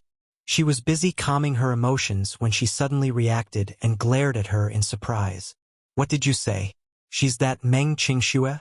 Jiang Qiming turned her head and stared fixedly at Meng Qingxue. Her gaze was as sharp as a knife as it pierced her. "Are you Meng Qingxue?" Meng Qingxue glanced at the woman. Based on their earlier conversation, she could roughly guess her identity. She was Song Enya's mother. She covered her lower abdomen with one hand and was on full alert. Where is Mu Yanchen?" Jiang Qiming yelled. "Where is he? His fiancée is already 5 months pregnant, but he doesn't care about her at all. He only cares about you, you B***tch. Meng Qingxue said angrily, I'm not a bitch, auntie. Please show some respect when you speak. As the mayor's wife, you don't have any manners at all. Jiang Qiming was stunned. She looked around and saw many people pointing in their direction. Only then did she realize that they were in public, and she indeed had to be careful. Thinking of this, she walked towards Meng Qingxue and said, Come with me. I have something to talk to you about. Seeing her glaring at her, Meng Qingxue quickly shook her head. I won't go with you. I want to stay here and wait for Yanchen. I told you to come with us. Did you hear me? Jiang Qiming's tone became sharper. This is our private matter. There's no need to talk about it in public. No matter what, we have to wait until Yanchen comes back. Right? Meng Qingxue was very smart. Chapter 2979. Meng Qingxue knew very well that she was weak and alone. Without Mu Yanqing's protection, she was nothing. Seeing the stalemate, Jiang Qiming became even angrier. However, she was determined to settle this matter tonight no matter what. Usually, Mu Yanqing hid this little vixen so well that she could not find any clues. Now that they had bumped into each other on a narrow path, how could he let her go? At the thought of this, Jiang Qiming strode up to Meng Qingxue and grabbed her arm, not allowing her to say anything. Little b****, I'm telling you. No matter what, you have to leave with me today. We have to settle the score between you and Enya. I'm not leaving. Come with me. Amid the tussle between the two, Mu Yanqing returned with the report in his hand. He caught sight of a group of people surrounding them with Song Enya and Jiang Qiming standing in the middle. When he saw Jiang Qiming tugging at Meng Qingxue's arm with all her might, he immediately rushed up and threw Jiang Qiming aside.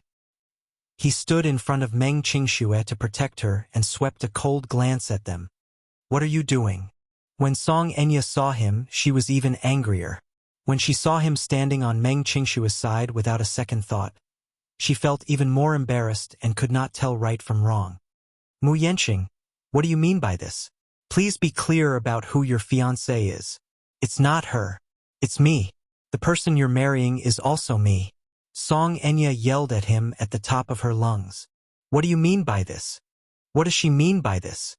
When Jiang Qiming saw him, her attitude softened a little. She sighed and said, Yanqing, you and Enya are getting married next month. Now that you're circling around this woman, what position do you place Enya in? Back then, I wasn't the one who insisted on marrying your daughter. When Mu Yanqing recalled how the mother-daughter pair had been eyeing Meng Qingxue covetously earlier, he could not help but feel angry. He said coldly, I clearly don't have any feelings for your daughter. She's the one who wants to marry me. I told her back then that I can marry her, but she has no right to interfere in my private affairs. This is a treaty, and I made it very clear. You're having an affair, Song Enya accused. Logically speaking, this shouldn't exist. Mu Yanqing could not help reminding her. Song Enya? We're not married yet. But our wedding is next month. Song Enya fumed. Why? All I want is a loyal marriage and a loving husband. Can't I get it? Do you have the right to do that? He paused for a moment before adding, If you don't want this disloyal marriage, you can call it off at any time. I don't mind. Mind? Song Enya looked at him in disbelief. She could not believe that he would say such a thing. For a moment, countless fragmented scenes flashed through her mind.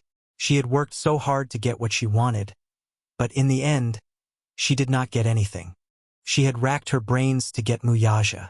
She did not hesitate to go through extreme pain and bear all the humiliation to get pregnant with Muyaja's child so that she could marry him. In the end, she realized that she was the one who was being played. Chapter 2980.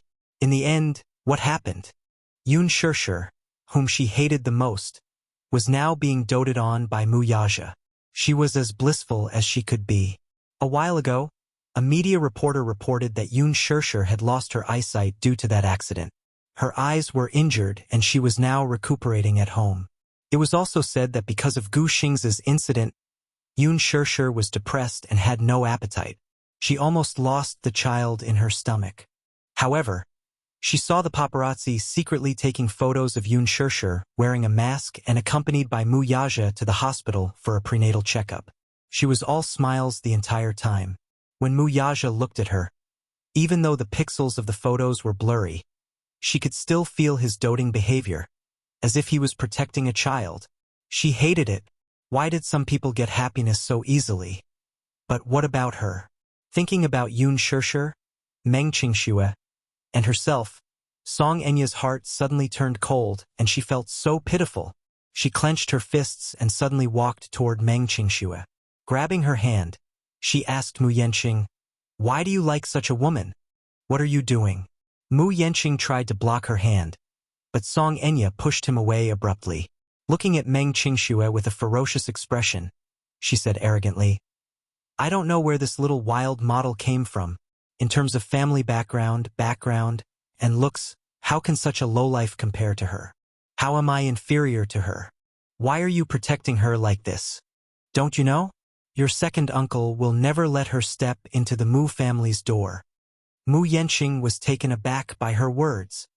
"Don't tell me you've forgotten why your second brother was chased out of the Mu family?" Song Enya's eyes were red as she gritted her teeth and said, "It's because he insisted on being with Yoon Shirshir. But your second uncle is proud and arrogant. The Mu family's threshold is so high that it's not something that a slut of unknown origin can step into. If you insist on keeping this trash, have you not thought about the consequences?" She paused for a moment before continuing. "Your second brother loves beauties so much that he's willing to give up the Mu family's empire. But he was different. He was capable and had a business mind. Even if he left the Mu family, he would still be able to make a name for himself. Now that he had established the Shengyu Financial Group, he could still maintain his glory. What about you, Mu Yanqing? Don't forget what you relied on to become the head of the Mu Jia. Ask yourself, if you leave the Mu family, what are you? You're nothing." Mu Yanqing's face paled as he was agitated by her attack. But what she said was the truth. If he left the Mu family, he would have nothing. He's not like Mu Yaja. Mu Yaja had a genius business mind since he was young. Even when he was still the CEO of the Mu Group, although he was controlled by Mu Linfeng on the surface, who was Mu Linfeng? It was not an exaggeration to describe him as a sly old fox. He actually managed to empty more than half of the Mu Group behind Mu Linfeng's back. Although it was said that he was chased out of the family, this was only the Mu family's side of the story. What was the truth? He left in a carefree manner and became the chairman and CEO of the Shengyu Financial Group in a grand manner. He was still a glorious legend. As for him, Mu Linfeng would not let Meng Qingxue step into the Mu family. Chapter 2981. Although he was the head of the family, the real power was still in the hands of Mu Linfeng. What Mu Linfeng wanted was only a puppet and a facade. His current extravagant lifestyle was being held down humbly by the Mu family. If he left the Mu family, he would really have nothing. Don't you want to think about it properly? Song Enya pointed at Meng Qingxue and questioned him. For such a woman, is it really worth it to follow Mu Yaja's example and give up the position of the Mu family head? Mu Yanqing glanced at Meng Qingxue. He could not be chased out of the Mu group. He wanted to give Meng Qingxue and the child in her womb the best life possible. However, all of this was given to him by the Mu group. Once he left the Mu group, he would have nothing.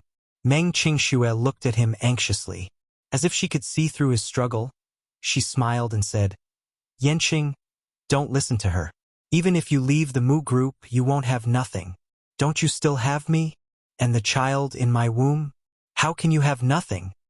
Song Enya rebuked angrily, "Shut up. You're the one who should shut up." Meng Qingxue yelled at her before turning to Mu Yanqing. "Yanqing, don't you understand me?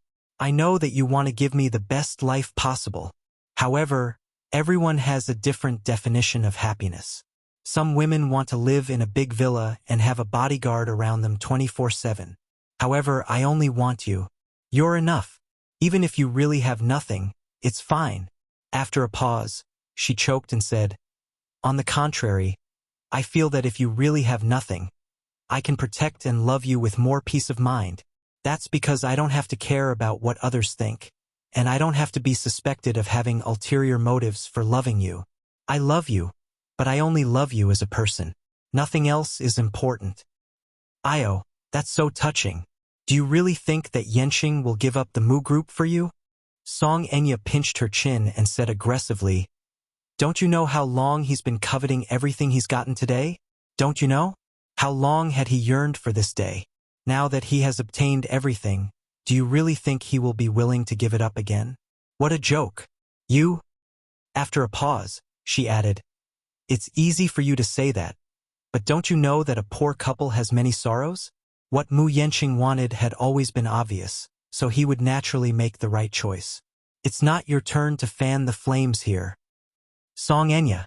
Meng Qingxue glared at her and suddenly sneered. I heard that in order to get pregnant with Mu Yaja's child, you did not hesitate to undergo artificial insemination. However, you didn't expect that Mu Yaja would swap your semen for Yenqing's. By a freak combination of factors, you got pregnant with Yenqing's child. So, is this what you want as well? Song Enya's face turned ugly. Shut up. Her gaze suddenly landed on Meng Qingxue's stomach. A cruel glint flashed across her eyes as she curled the corners of her lips into a bloodthirsty smile. Do you think that with the child in your stomach, you can become a mother because of the child? You're delusional. I'd like to see how you're going to strut around in front of me if you don't have this child. As she said that, she suddenly stretched out her hand and grabbed at her stomach. No! Chapter 2982. Meng Qingxue was so frightened that her face turned pale. She hurriedly retreated, but Song Enya pounced on her like a madwoman and wrestled with her again. She wanted to destroy this child. When that time came, let's see how a fallen woman like Meng Qingxue could stir up trouble. Mu Yenqing finally reacted.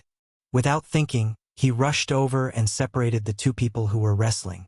He stood in front of Meng Qingxue and pointed at Song Enya. He said sternly, Song Enya, are you a shrew? I've already warned you time and time again that you shouldn't pester me endlessly without knowing what's right or wrong.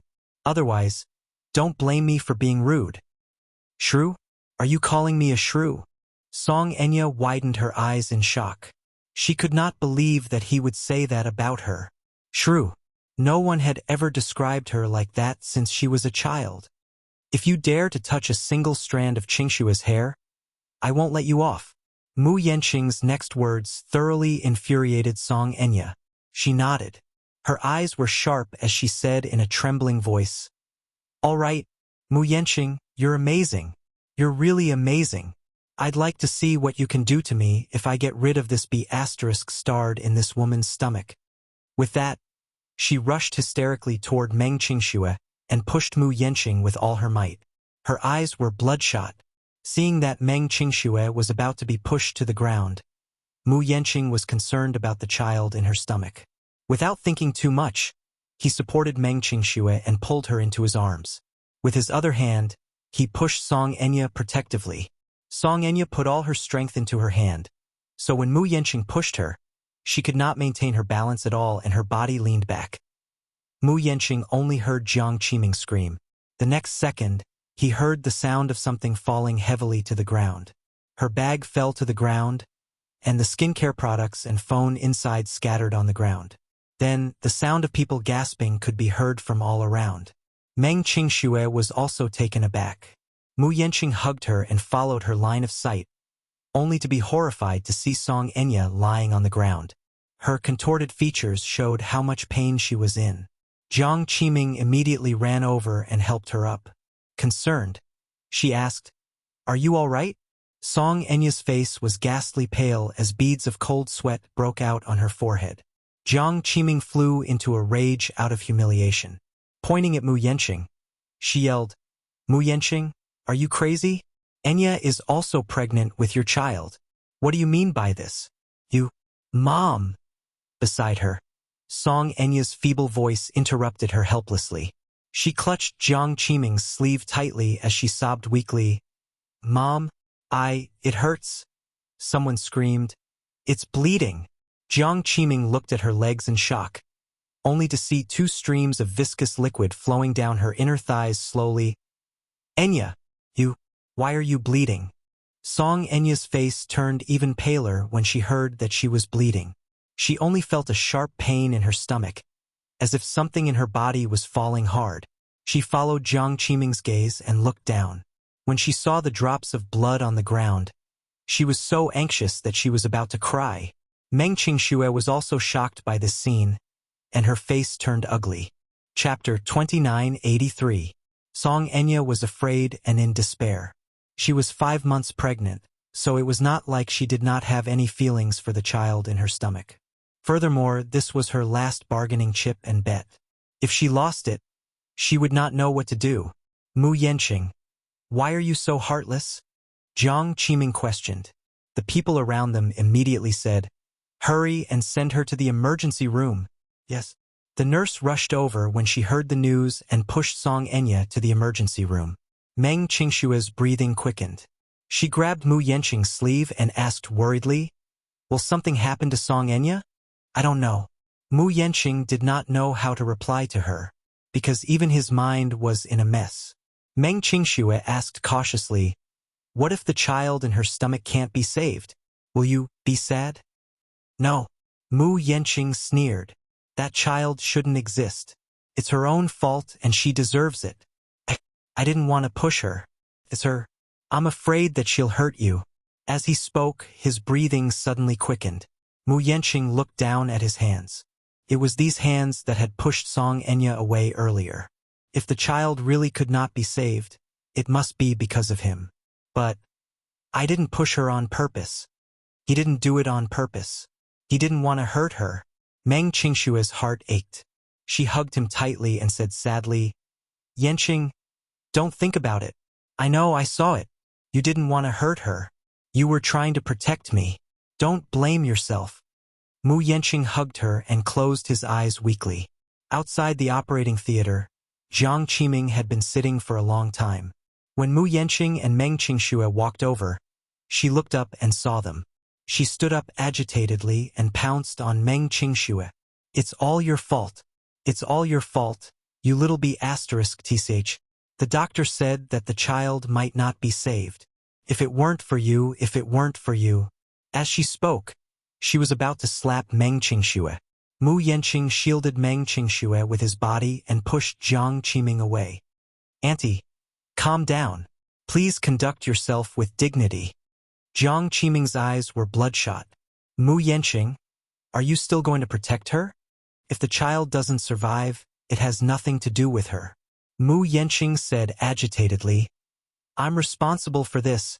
I'll take responsibility for my own actions. If you have any dissatisfaction, just come at me. Jiang Qiming nodded and said in a trembling voice, okay, you're a man, you're a responsible man. Why are you Going's mother? What if she lost her child? What? She questioned him as she punched his chest. Just then, the door suddenly opened. Jiang Qiming turned around anxiously and saw the doctor walking out. She immediately went up to him and asked worriedly, Doctor, how is my daughter? Madam, please calm down a little. Please calm down. I'm really sorry that the child couldn't be saved. I'm sorry. Jiang Qiming's eyes widened when she heard this. She fell to the ground weakly and could not get up no matter how the nurse tried to help her. Soon, the operating table was pushed out. Song Enya had just finished a curettage. As she was 5 months pregnant, the anesthesia from last night's curettage had slowly worn off. She endured the pain as her face was covered in cold sweat. Chapter 2984. Jiang Qiming's heart ached as she rushed forward. She held onto the bed and looked at her. How do you feel? Does it hurt a lot? Where's the baby? Song Enya asked in a trembling voice. Is the baby still here? As she spoke, she raised her heavy hand to touch her stomach, only to feel a flat area. Her tears fell uncontrollably. When Meng Qingxue heard this, her face froze for a moment. She felt the man's back stiffen and her heart plummet. In the ward, Song Enya had fallen asleep after being injected with a sedative. Mu Yanqing sat outside the door while Meng Qingxue sat beside him, never leaving his side. He originally wanted to send her home first, but Meng Qingxue said that no matter what, she wanted to be with him and not go anywhere. Mu Yanqing could not do anything about it, so he let her be. When Mu Shumin received the news, he rushed to the hospital. When he reached the door of the ward, he saw Mu Yanqing and Meng Qingxue sitting together with him. He frowned slightly, walked over, and glanced at them coldly. Mu Yanqing did not notice her. His head was lowered, and he seemed to be thinking about something. He did not hear Mu Shumin's footsteps coming over. It was Meng Qingxue who reacted and nudged him gently. He looked up and was surprised to see Mu Shumin. "Why are you here? Don't ask me first." As Mu Shumin said this, he glanced at Meng Qingxue from the corner of his eye, seemingly hinting at something. "Shouldn't you explain who this is?" "Auntie, I'll tell you about her later." As Mu Yanqing said this, he stood up and said to Mu Shumin, "Song Enya had a miscarriage." "A miscarriage?" "Yes, the child is gone." When Mu Shumin heard this news, his expression changed. Looking at the guilty look on his face, he seemed to have guessed something and asked tentatively, "Song Enya's child is gone. Is it related to you?" Mu Yanqing took a deep breath. "I accidentally pushed her and she fell to the ground. The child was lost." "You?" Mu Shumin was furious and questioned him. "Why were you so careless when you knew that she was pregnant?" "I didn't do it on purpose." She seemed to have gone crazy and pounced on Qingxue. "I saw that she was like a shrew, so without thinking, I wanted to push her away. In the end, I didn't control of my strength. In the end, it's all because of this woman, right?" "Yes." "You." Meng Qingxue. Mu Yanqing said unhappily, "Don't spout nonsense." Mu Shumin interrupted him again and warned coldly, "Don't forget how you became the head of the family." Mu Yanqing fell silent and his face turned ashen. "Don't tell me you want to imitate your second brother and have a second Yun Shishir. Then, learn from him and hand over the position of the family head to someone else." Chapter 2985. "Auntie? If it's an unnecessary explanation, I don't want to hear it." Mu Shumin was obviously infuriated by him. When she received a call saying that something had happened to Song Enya, she immediately rushed to the hospital. On the way there, she found out that it was this troublesome nephew of hers who had caused Song Enya's miscarriage. She was even more baffled. Why did such a thing happen all of a sudden? Back then, Mu Yanqing had promised her that in order to become the head of the Mu family, he had analyzed the pros and cons clearly. Mu Shumin had also made a pact with him. This concubine could be married into the family, but he had to mediate the relationship between the concubine and the main wife. But he, on the other hand, had caused such a foul atmosphere. Once she arrived at the hospital and saw Meng Qingxue, she roughly figured out what was going on from the beginning to the end. Mu Shumin was afraid that if Mu Yanqing were to emulate Mu Yaja and choose a woman over the family, then all her efforts would go down the drain. "Yanqing, I'll say the ugly things first.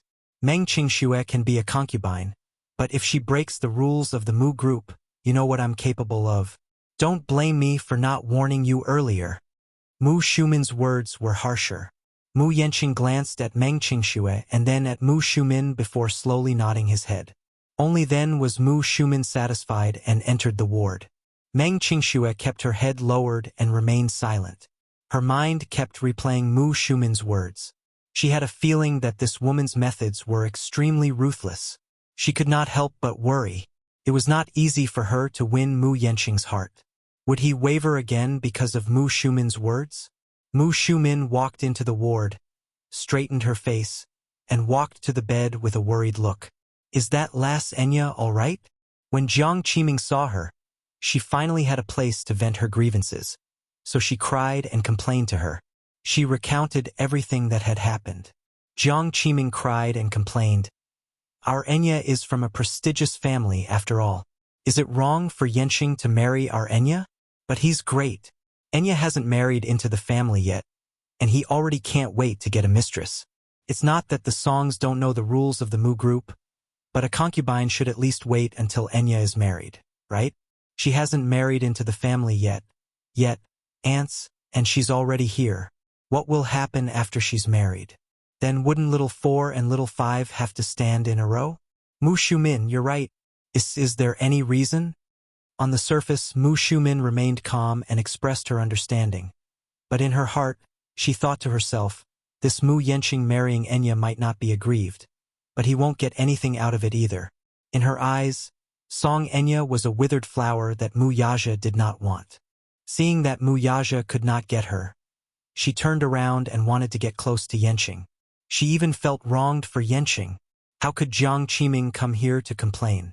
However, this thought remained in her heart. Mu Shumin smiled gently and said, Qiming, what are you talking about? Speaking of which, I know that Enya has been wronged this time. If the child is gone, then so be it. Even if it's gone, there'll be plenty of time in the future after she marries into the family. She'll still have children. Chapter 2986.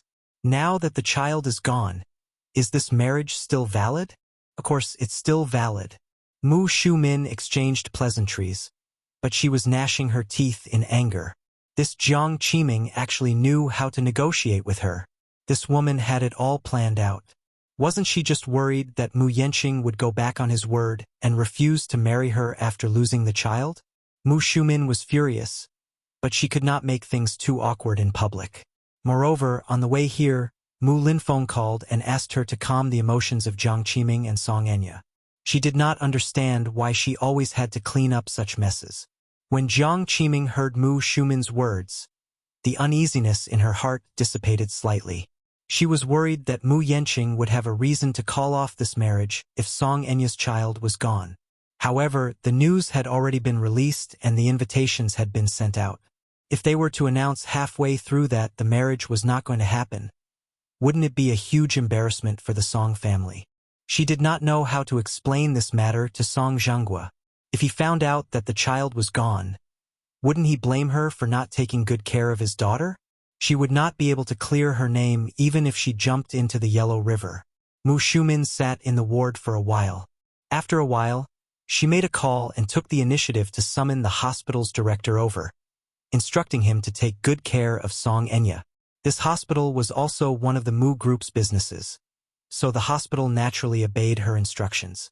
After giving her instructions, Mu Shumin left the ward. Mu Yenqing and Meng Qingxue were still sitting at the door. Before she left, she glanced at Mu Yenqing and then at Meng Qingxue and said indifferently, I think you're out of your mind. You caused such a thing for a little b*****. I'll give you time to weigh the pros and cons in your heart. Yenqing, the Mu Group doesn't need you.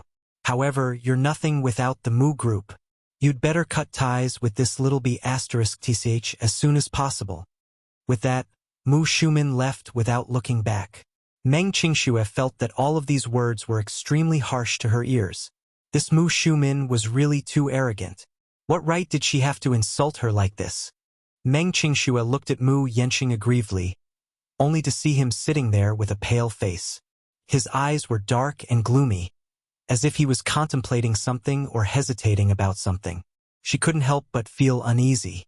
She opened her mouth to speak, but before she could do so, Mu Yenqing suddenly stood up with a livid expression and left in a hurry. Meng Qingxue couldn't care about anything else.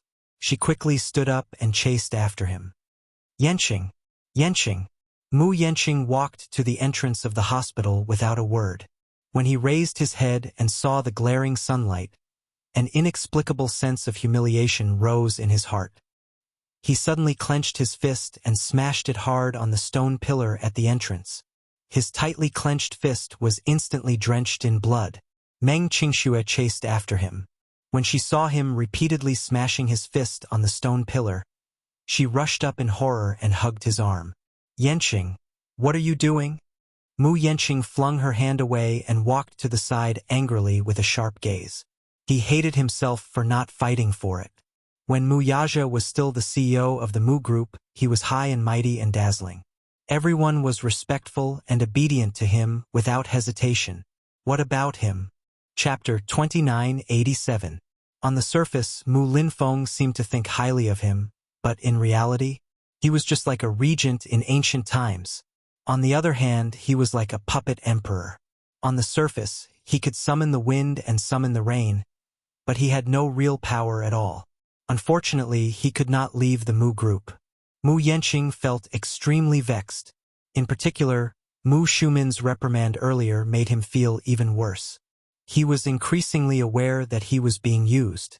Ever since he took over, the Mu Group's economy had been constantly declining. If it were not for the support of the Mu Group's biggest industry, the medical industry, they would have been burdened with tens of billions of debt long ago. Mu Linfeng was mentally and physically exhausted because of the financial group's affairs. But when he wanted to intervene in the Mu Group's affairs, Mu Linfeng did not let him. He could only sit in the luxurious office that symbolized the highest authority, but he was essentially reduced to a vassal. It was not that he was not resigned, but there was nothing he could do. Even he himself felt that he was too useless. He felt that he did not have any dignity to speak of, especially in front of Meng Qingxue. Mu Shumin ridiculed and mocked him, which made him feel even worse. Meng Qingxue walked to his side. When she touched his hand, Mu Yenqing sensitively let go of her hand and turned his face away. She was shocked. "Yenqing, what's wrong?" "Nothing. Just now." She mustered up her courage and said, "Don't take what your aunt said to heart." He turned around and questioned her instead. "How can I not take her words to heart? She meant that I'm a good-for-nothing and a puppet. If I don't obediently follow the family's arrangements, she's implying that I'll be expelled from the Mu family." After a pause, he laughed coldly. "What does this mean?" "This means that I'll have nothing." "Didn't I say that you won't have nothing?" Meng Qingxue said anxiously. "Don't you still have me?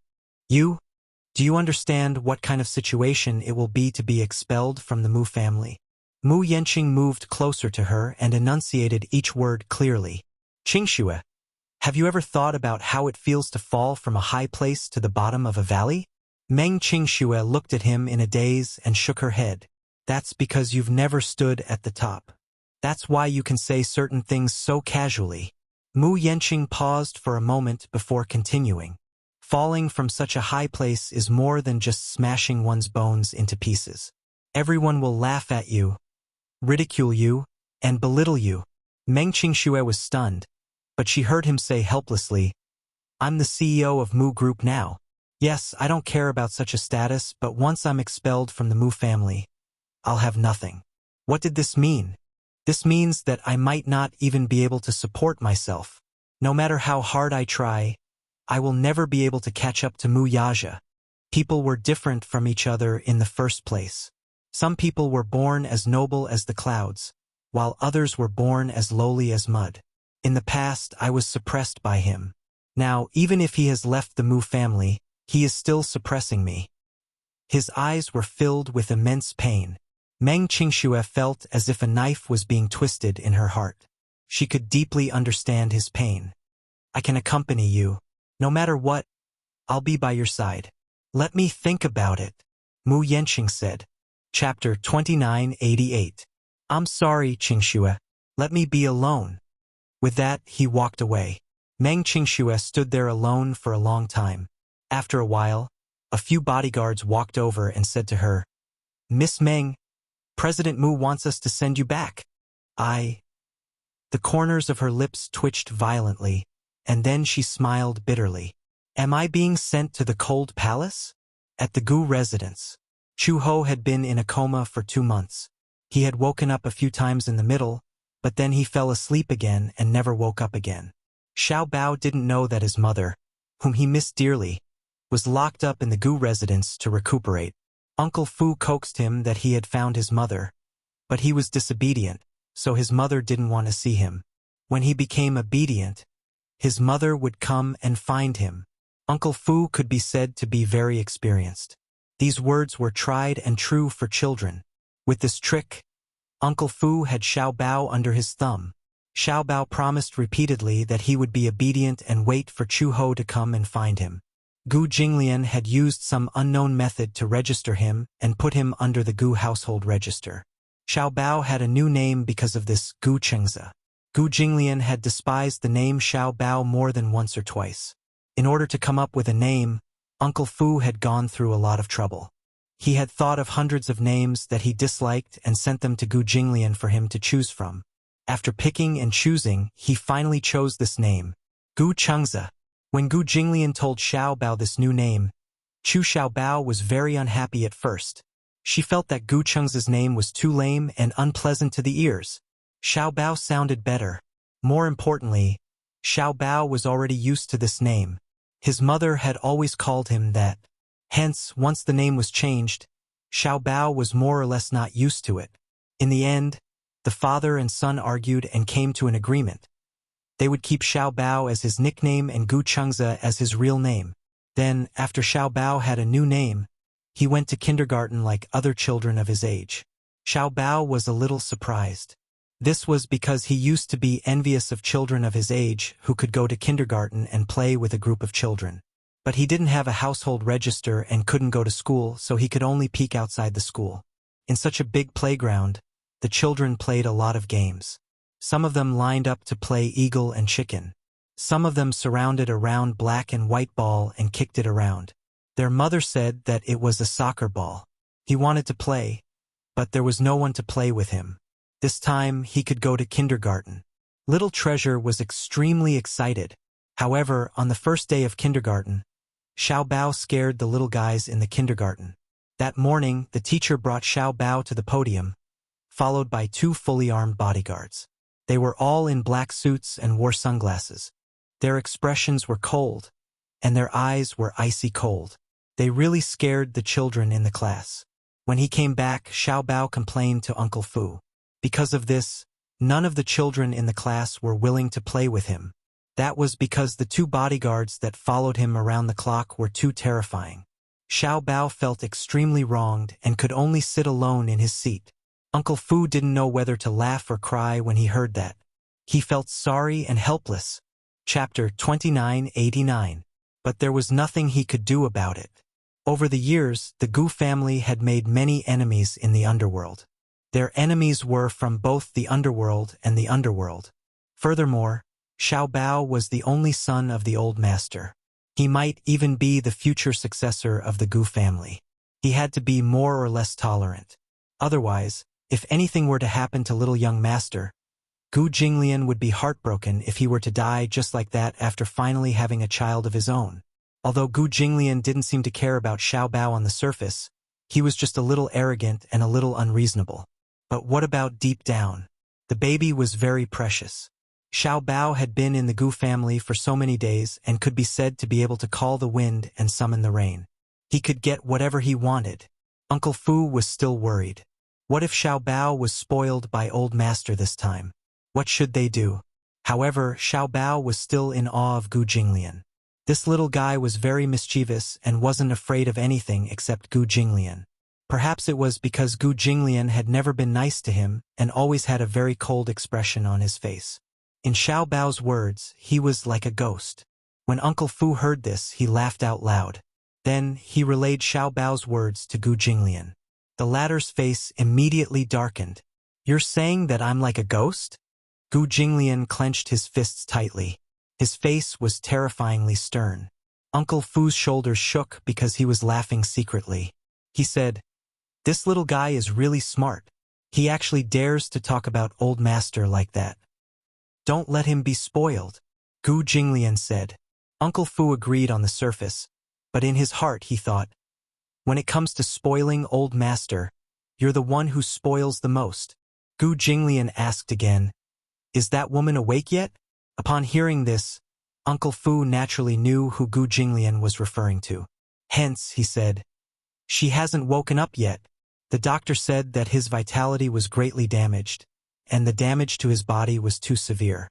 He needs a long time to recuperate. She has been in a coma for more than 2 months. Don't tell me he'll never wake up?" Uncle Fu was silent for a long time. Suddenly, he said, "The doctor said that she had 4 gunshot wounds, 3 knife wounds, and a perforated lung. 2 of these injuries were critical, and her body was severely damaged. Suddenly, he said carefully, "One of them was because of you." Gu Jinglian suddenly recalled that there was once an assassination attempt on him. Chu Ho had taken a bullet for him. Although it did not hurt his vitals, the wound had contracted pneumonia and he had almost died. He remembered that time. "Take me to her." Uncle Fu nodded. Gu Jinglian followed Uncle Fu into the room where Chu Ho was recuperating. Because she had not woken up for a long time, they had already changed rooms twice. However, the maids saw that she was well taken care of. Even though she had not woken up, her clothes were clean, and even her nails were neatly trimmed. Chu Ho lay quietly on the bed. There was no sign of life on her sickly pale face. If it were not for her heartbeat, no one would think that she was alive. After 2 months of recuperation and relying only on the nutrient solution to maintain her vital signs, she had obviously lost a lot of weight. She was so thin that her wrists were so thin that they could be held easily. Her oval-shaped face, which was originally the size of a palm, had become even thinner. With her black hair as a backdrop, her face looked even paler. Gu Jinglian walked to the bedside and stopped. He looked at her silently and frowned slightly. "Why are you so thin?" Chapter 2990. Uncle Fu explained, "Old master, she hasn't eaten for more than 2 months. She has been relying on the nutrient solution to sustain herself." Gu Jinglian's expression changed slightly. "I know." Suddenly, he asked seriously, "Will she wake up?" "Of course she will." "Oh," Gu Jinglian replied and smirked. "I thought she was in a vegetative state." Uncle Fu broke out in a cold sweat. He had thought that Gu Jinglian had said that he wanted to see her because he was concerned about her. Who would have thought that this cold and heartless old master was here to see if she was dead? He didn't know whether to laugh or cry at this. As he thought of this, Uncle Fu asked carefully, "If she wakes up, what does old master plan to do with her? If she wasn't Cheng's biological mother, she wouldn't have survived until now." Gu Jinglian paused. When he thought of Gu Chengze, his expression changed. In fact, if Chu Ho wasn't Xiaobao's mother, if he didn't have scruples about killing this woman, Chu Xiaobao would definitely be heartbroken. Moreover, a child at such a young age would definitely not be able to accept such a fact. If his personality changed drastically, the situation would be difficult to deal with. It was even harder to imagine how much the child would hate him if he knew the truth one day. He used to hate children, but perhaps it was because his blood flowed in this child's veins, coupled with his mischievous nature. He added a lot of joy to his boring life and brought a lot of laughter to the Dulgu family. Therefore, he decided to keep this child. As long as he doesn't cause any trouble for the child's custody, he can stay in the Gu family. Gu Jinglian paused and glanced at him. "Why? Do you pity him? This girl is still so young. I heard that she was the second in command of the Interpol in her early years. Perhaps if we keep him in the Gu family and train him, he will be of some use." Gu Jinglian interrupted him and said, "Back then, she approached me under the orders of the organization to collect evidence on me. At that time, I was too careless. Otherwise, I wouldn't have let her succeed. She betrayed me. Do you think I will keep a woman who is unfaithful to me by my side? Master, for the sake of the child, let's not pursue the past." Uncle Fu advised earnestly. "As I said, you can keep her. However, if she dares to play any tricks, I don't mind playing along." After that, Gu Jinglian turned around and left the room. Uncle Fu glanced at the person on the bed and immediately followed suit. After the door was closed, the eyelids of the person on the bed suddenly moved. His little finger twitched a few times, and his eyes suddenly opened. Chu Ho opened his eyes. After a long period of darkness, once he came into contact with light, he couldn't help but feel a little irritated. She immediately closed her eyes again, but Gu Jinglian's words still echoed in her ears. "Gu Jinglian." She gritted her teeth as she silently muttered this name, her gaze suddenly becoming extremely sharp. The name Red Lotus was derived from the word lotus. He was a lotus. This was also the reason why Gu Jinglian had kept her by his side in the past. Gu Jinglian, this man. She had seen countless people, but she had never seen such a cold man before. "Uncle Fu, Uncle Fu." A servant hurriedly found Uncle Fu. Uncle Fu saw that she was in a hurry, panting and gesticulating as if she wanted to express something. He frowned and asked, "What's the matter?" "Uncle Fu, she's awake." Chapter 2991. Who is it? Red Lotus. Uncle Fu's eyes lit up and he immediately went to the room. When he opened the door, he saw Chu-ho sitting quietly on the bed. The servant was trying to persuade her, but she treated her as air. She held onto the bedside table with a determined gaze. "What's the matter?" Uncle Fu walked over and looked at her. He then looked at the servant with a puzzled gaze.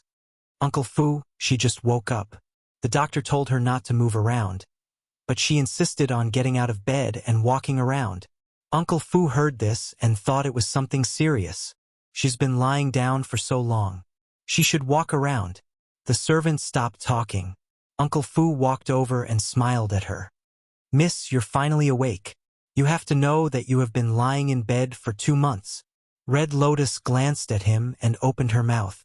Just as she was about to speak, Uncle Fu seemed to have guessed what she was going to say and immediately said, "Don't worry. I know what you're worried about. Xiao Bao is fine. He went to school and I'm afraid he's not back yet." "School?" She looked even more puzzled. "Xiao Bao has already been registered. He's starting kindergarten like the other children his age." Uncle Fu continued, "This little guy was so happy when he heard that he could go to school. After all, children at this age are the most playful. How lonely would it be if he didn't have any friends?" When Chu-ho heard this, her originally cold face softened a little. Her gaze was filled with gratitude as she softly said, "Thank you." She could tell that this Uncle Fu took good care of Xiao Bao. More importantly, she didn't know if it was because of his age, but Uncle Fu gave off a very kind feeling. It was hard to imagine that he and that cold and cruel man had a master-servant relationship. As long as it was someone who was really good to Xiao Bao, she would feel grateful. Chu-ho said, "I want to get out of bed and walk around." Because she had been lying down for so long and had not moved for such a long time, the function of her limbs had obviously deteriorated. She knew very well that she needed to undergo rehabilitation immediately. When Uncle Fu heard this, he immediately said, "Don't be in a hurry to get out of bed and walk around. You've just woken up, and your body hasn't adapted yet. Besides, you haven't eaten for more than 2 months.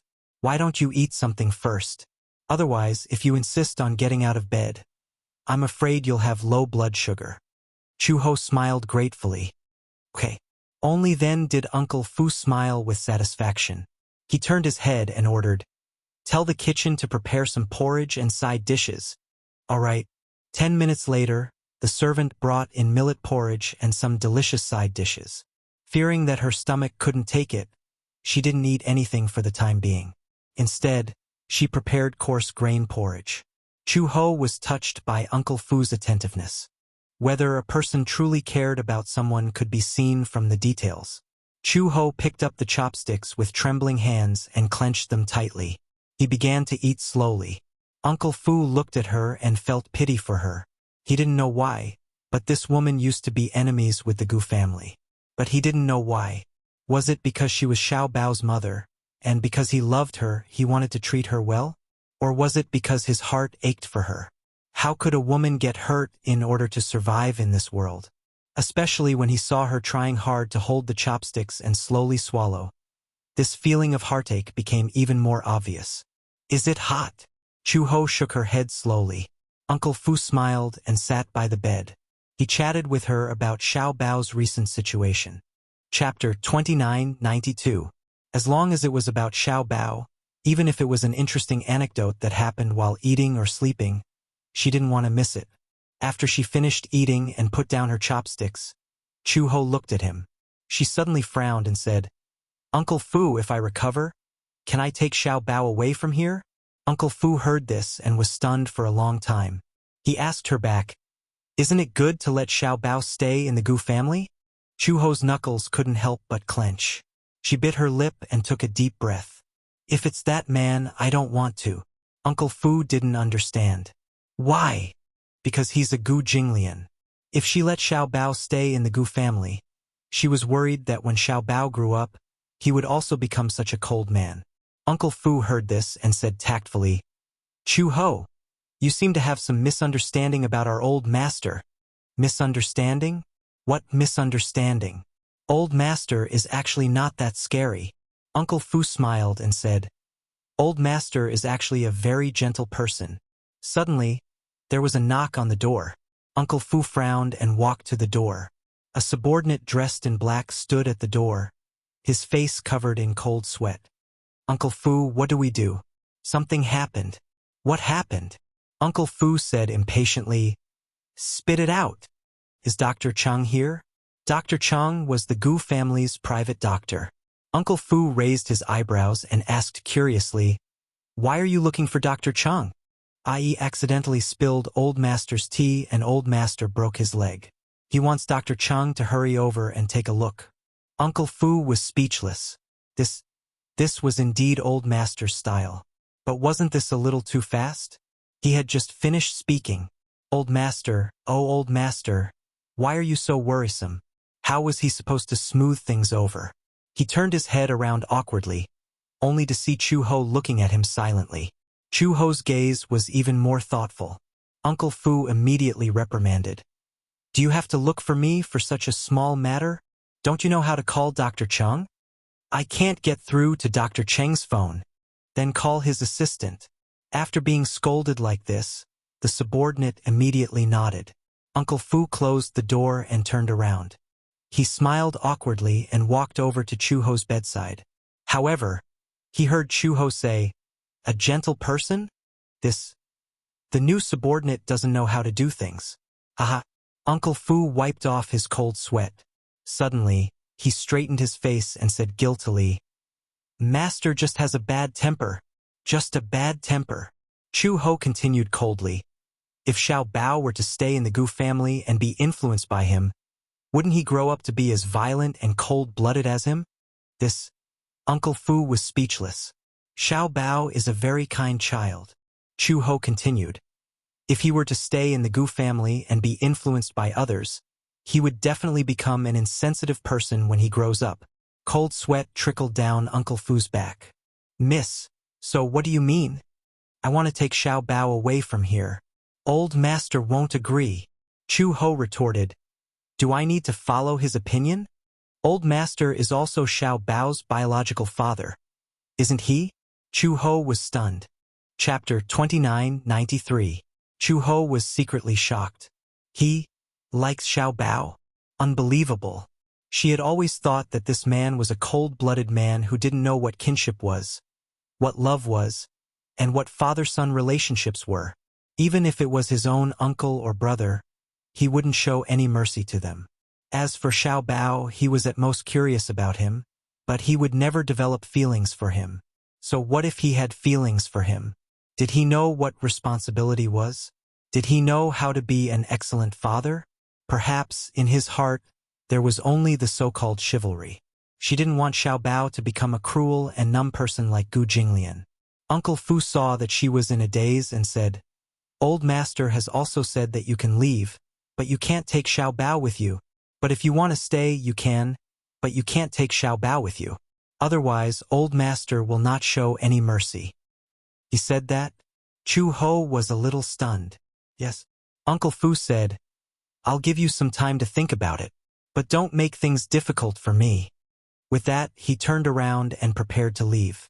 Uncle Fu had just walked to the door when Chu Ho suddenly said, Can I see Xiao Bao? Uncle Fu turned around and glanced at her. Of course, but not now. Chu Ho frowned. Why? If Xiao Bao sees you in this state, his heart will ache and he will be sad. Recover well. At least, don't let Xiao Bao worry about you. Chu Ho reacted and nodded. Uncle Fu left the room. Chu Ho held onto the bedside table and was about to get off the bed. When the maid saw this, she immediately went forward to help her. She pushed her hand away and slowly raised her head. Expressionlessly, she said, I can do it myself. But the servant was quite worried about her. You've been lying down for so long, your legs must be very weak. If I don't support you a little, I'm afraid you'll fall, right? It would be bad if you reopen the wound on your back. Chu, he said coldly, I don't have the habit of asking others for help. Only then did the servant step aside. She held onto the bedside table and slowly stood up. However, the muscles in her legs seemed to be unable to exert any strength. It was as if they had gone numb. Chu-ho only felt a cramp in her leg. She hurriedly supported herself against the wall and slowly walked forward. She leaned against the wall and slowly moved to the window. She forcefully opened her eyes wide to welcome the sunlight outside the window.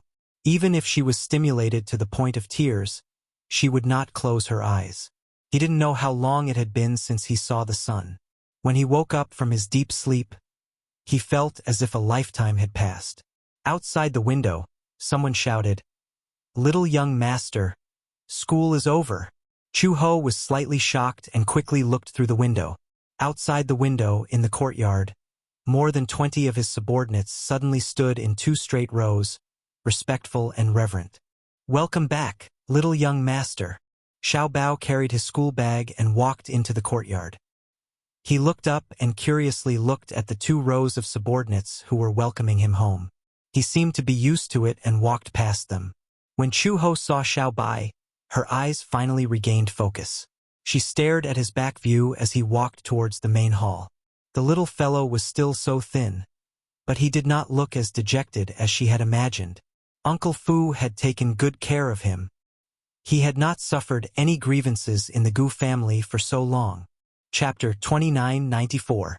In the following week, Chu-ho worked hard on her rehabilitation. Her body was seriously damaged. Just as the doctor had said, when she was working for the Interpol, she was severely overdrawn and had suffered numerous internal injuries. In order to nourish her body, Uncle Fu followed the doctor's instructions and went to the pharmacy every day to get Chinese medicine for her to drink. Chinese medicine was very bitter. Chu-ho rarely came into contact with Chinese medicine, but she was anxious to recover, so she endured it no matter how bitter it was. The Gu family had their own Chinese medicine pharmacy and their own private doctors. Just the main house alone was equipped with 4 to 5 doctors. Gu Jinglian was a strong believer in Chinese medicine. Chu-ho understood this point very well. He used a brush and rice paper to write the movements. 3 of the doctors were Chinese medicine practitioners and 1 was a Western medicine practitioner. The main house of the Gu family still retained the appearance of the old house from 100 years ago. It had been renovated and designed with a beautiful Chinese courtyard, rockery, and flowing water. Everywhere one looked, it was filled with a classical charm. The Gu family had even specially hired a famous feng shui master to design the feng shui. The land that the Gu family originally occupied was famous for its feng shui treasures. Feng shui treasures were not to be underestimated, but it was very particular and required a lot of knowledge. The Gu family had the azure dragon at the back and the white tiger at the right. 1 dragon and 1 tiger dominated the entire house. There was a mountain of paintings in front and a famous hall in the middle. The tortuous rivers hid the wind and gathered the qi. It was rich and prosperous. The Gu family was spacious and could accommodate 10,000 horses. It could allow the future generations to have a bright future. The natural landscape and the flooring of the house could resist all disasters. The house would be prosperous and healthy. Such a treasured feng shui was coveted by many. In the capital, only the main houses of the Mu family and the Gu family were designed this way. Chu-ho originally thought that when she woke up, Gu Jinglian would definitely make things difficult for her. For 7 days, she did not see Gu Jinglian. Uncle Fu promised her that when she recovered, he would let her see Xiao Bao. Usually, he could only stand by the window and secretly watch her. She had no complaints and understood Uncle Fu's good intentions. After all, she was so weak now. It was inevitable that her child would be heartbroken if he saw her. Although Xiao Bao was young, she was very intelligent and knew how to be considerate. If he saw her sickly appearance, he would be worried. At first, she could only get out of bed and walk around the room, but her willpower was shockingly strong. An ordinary person with such a damaged body would definitely suffer a lot during the rehabilitation period. One had to know that the function of her legs had deteriorated severely. Once she walked, her muscles would twitch and cramp, making it difficult for her to stand firm. But she insisted on walking. When she was really tired, she rested for a while and then continued walking for another half an hour. By the 3rd day, she was able to walk in the back garden by herself. The doctor said that basking in the sun more could replenish calcium, which was good for the bones. Chu-ho engraved it in her heart. Once the sun rose, she walked around the courtyard. On the 6th day, she was actually able to run.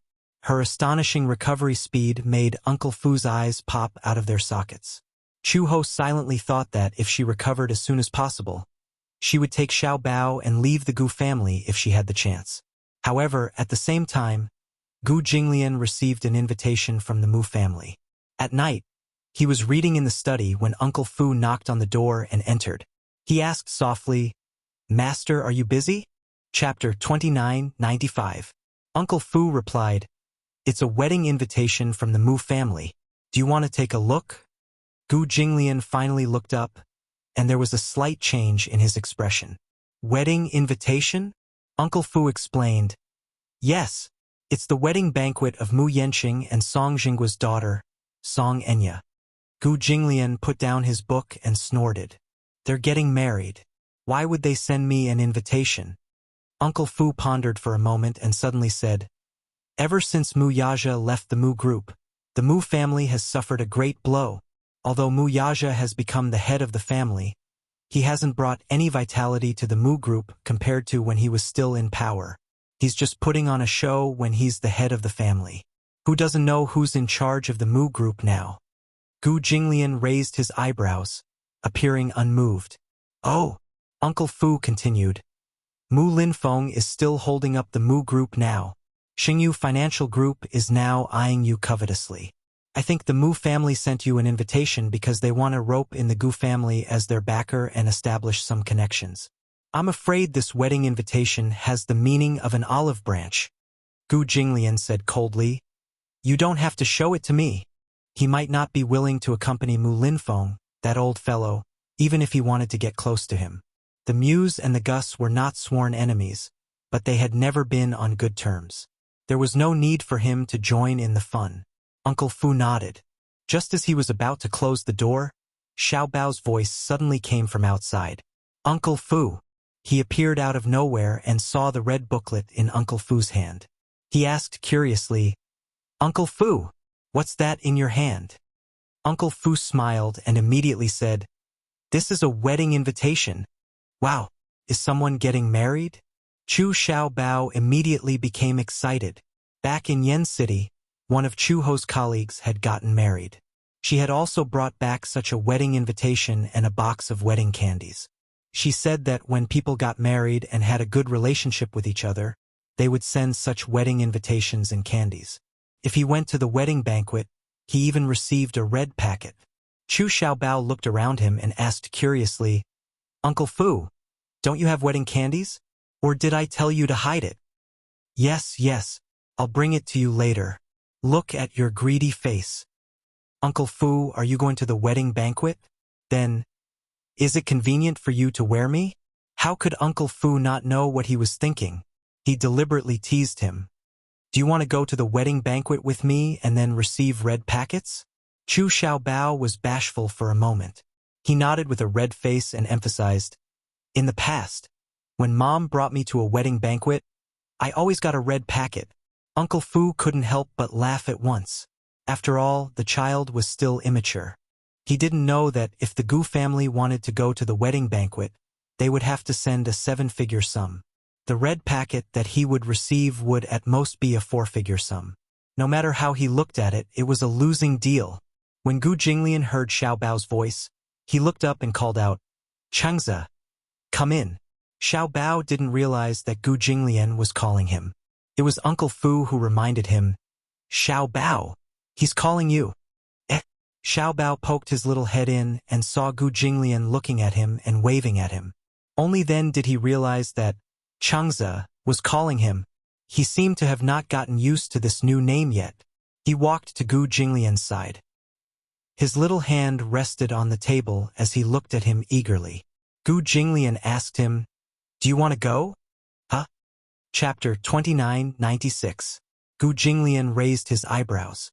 "You want to go so badly?" Not really." He fiddled with his fingers and stammered for a while. Suddenly, he showed a timid expression and said in a voice as soft as a mosquito, "Yes." He lowered his head and fiddled with his fingers. From Gu Jinglian's angle, he could only see his drooping eyelashes and his chubby cheeks. His adorable expression softened his heart. Gu Jinglian hugged him in his arms and reached out to stroke his little head. He gave a rare smile and said, "Okay, let's go together then." Then, Xiao Bao looked a little greedy. "Will there be red packets?" Gu Jinglian actually had the patience to answer his childish question seriously. "Yes, and I think there will be a lot." "Really?" Xiao Bao asked excitedly. "Can you give me all of it?" Gu Jinglian said matter-of-factly, "Of course." "Wow, that's great."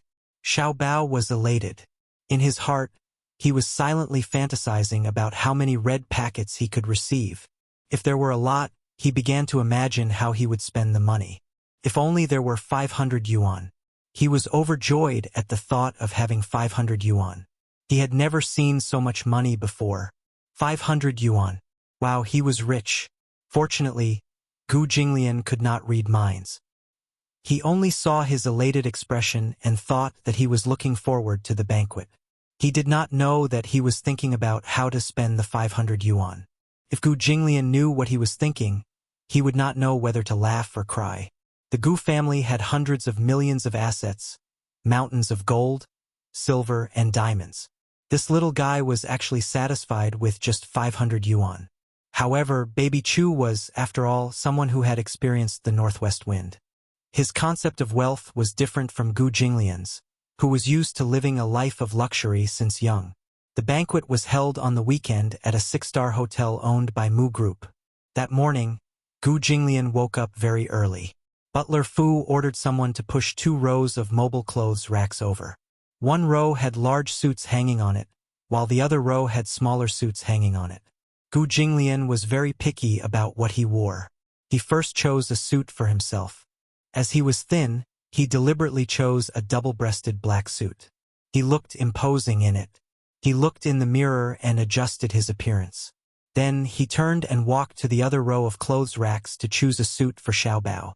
As he picked, he asked, "Is he up yet?" "I've already sent someone to wake the young master up.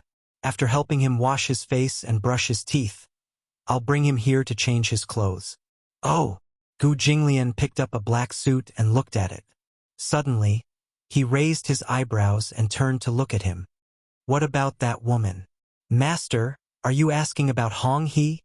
"Of course. She's been doing rehabilitation recently. She's recovering very quickly." Gu Jinglian said, "Watch her carefully."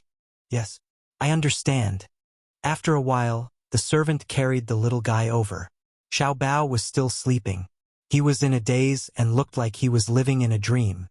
His eyes were not fully open. When they carried him to the bed, Xiao Bao rubbed his eyes with both hands and looked like he was complaining. "Oh, I'm so sleepy." Chapter 29:97.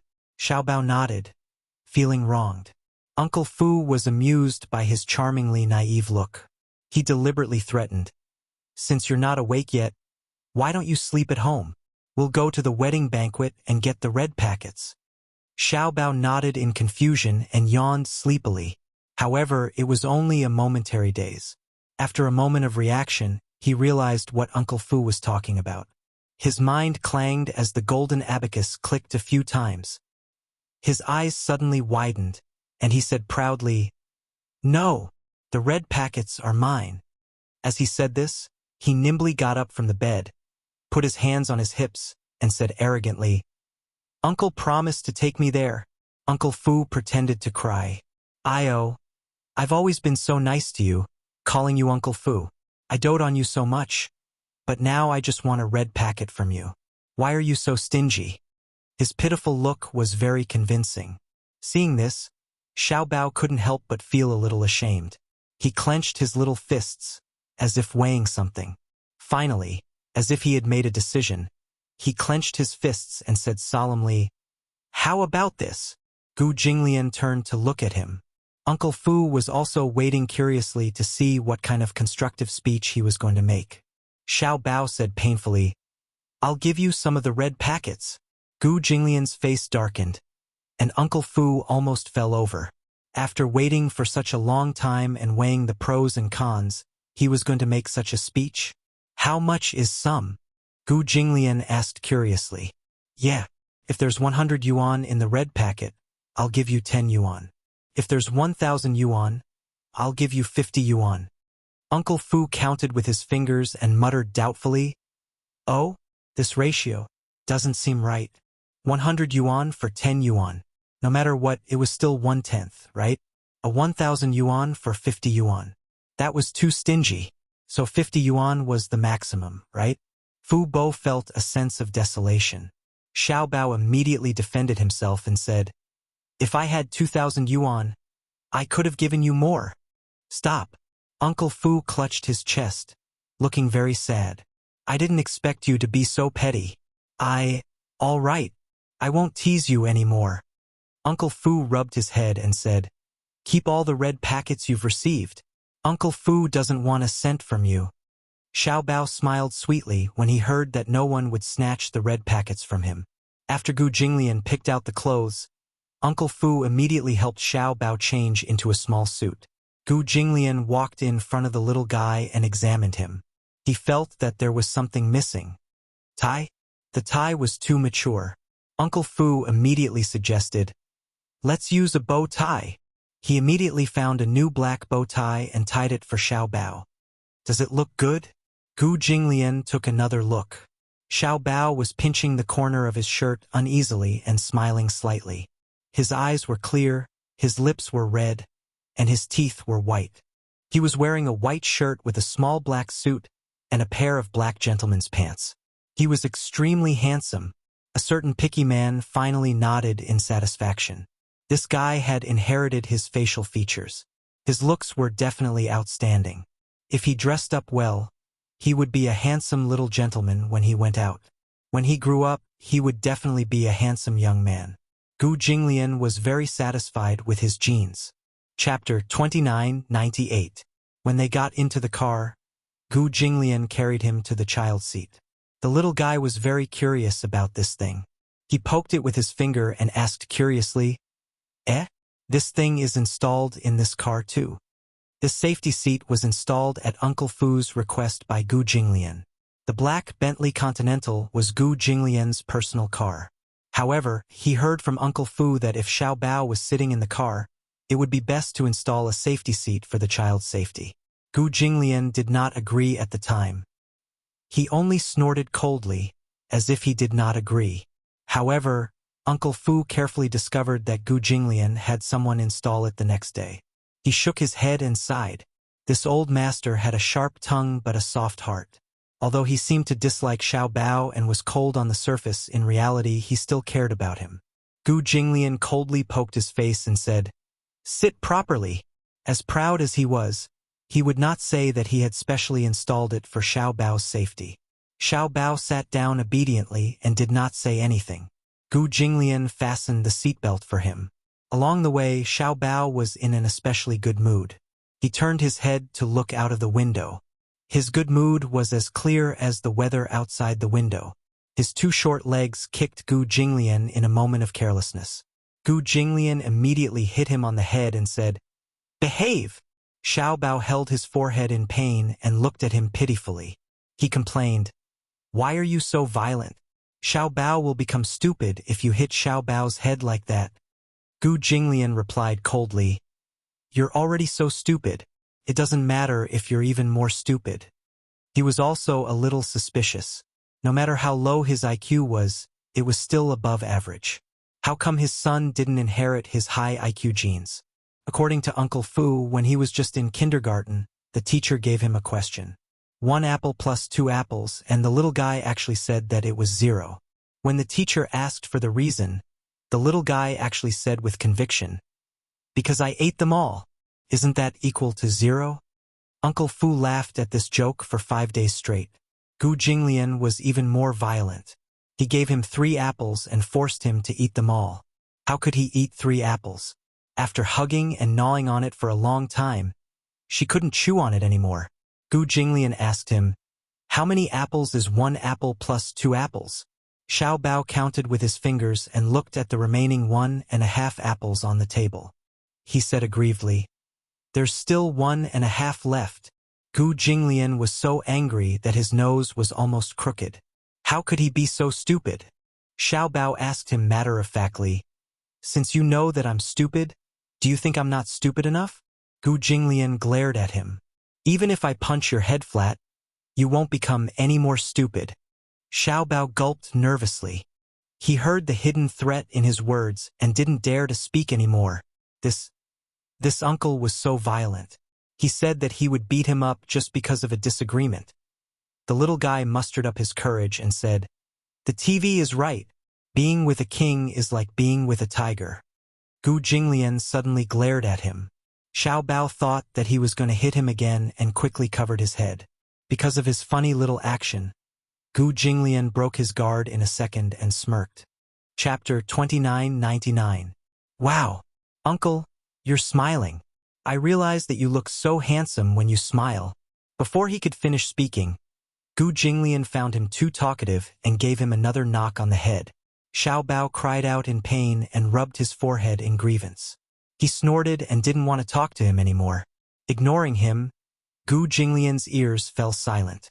Along the way, he stared at the documents and dealt with the matters, while Xiao Bao quietly looked out of the window at the passing scenery with eyes full of curiosity. In the car, the radio was turned on, and the news was broadcasted. Today, the Mu Group CEO, Mu Yanqing, and Mayor Song Jinggua's daughter, Song Enya, will be held at the Mu Group's Grand Hotel. More than 100 media outlets will be present at the venue to follow and report on this high-profile wedding. The Mu and Song families were the four most prestigious families in the capital. This wedding could be said to be extremely grand. Song Enya woke up early in the morning to wash up and dress up. Naturally, the makeup team was in charge of her makeup, styling, and wedding dress. After a busy morning, Song Enya put on her wedding dress and stood in front of the full-length mirror, silently examining herself. Some time ago, she had lost the fetus due to a miscarriage. As a result, her body was greatly damaged and she was very weak. Even though she had been applying facial masks for half a month, the makeup artist still applied 2 thick layers of foundation for her to make her look more radiant.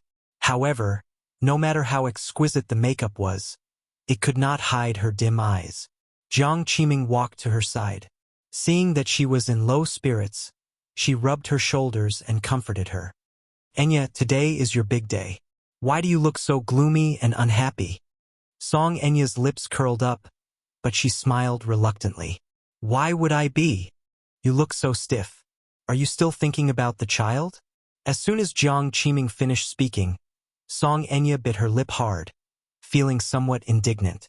She gritted her teeth and said, "How much have I sacrificed for this child? I didn't expect that Mu Yanqing to be so heartless as to destroy him." Jiang Qiming comforted her. "Even if the child is gone, there will be another one. Once you're officially married to Mu Yanqing, you'll be the Mu family's young mistress. Besides, it's fine if the child is gone. Don't think too much about it. In the future, as long as you can restrain a man's heart, there will be a second, a third." "Mom!" The more she listened, the more upset she felt. "I'm starting to wonder if all this is what I want. Mu Yanqing's heart isn't with me at all. He couldn't even be bothered to brush me off.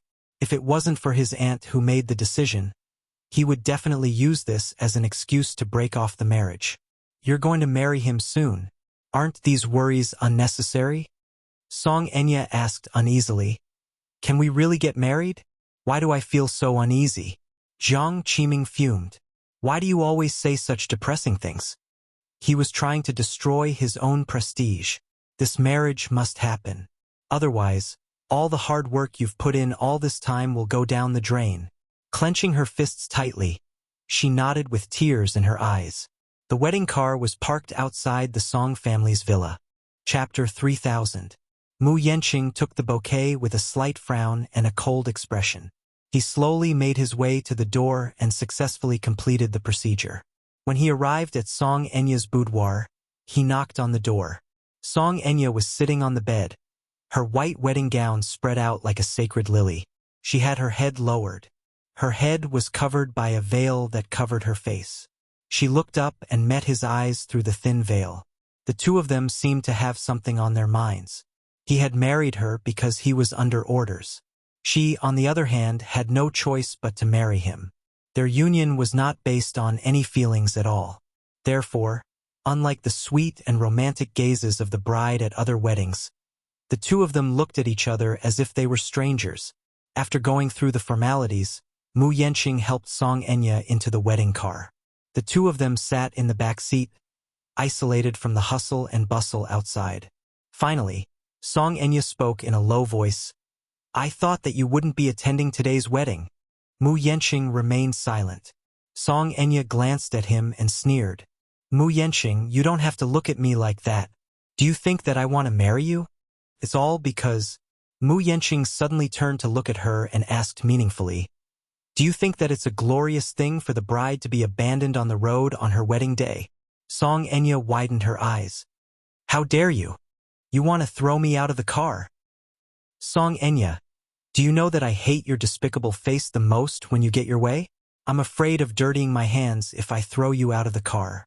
Hearing his humiliation, Song Enya flew into a rage out of humiliation. She sneered and said, "Don't touch me after we get married if you dare."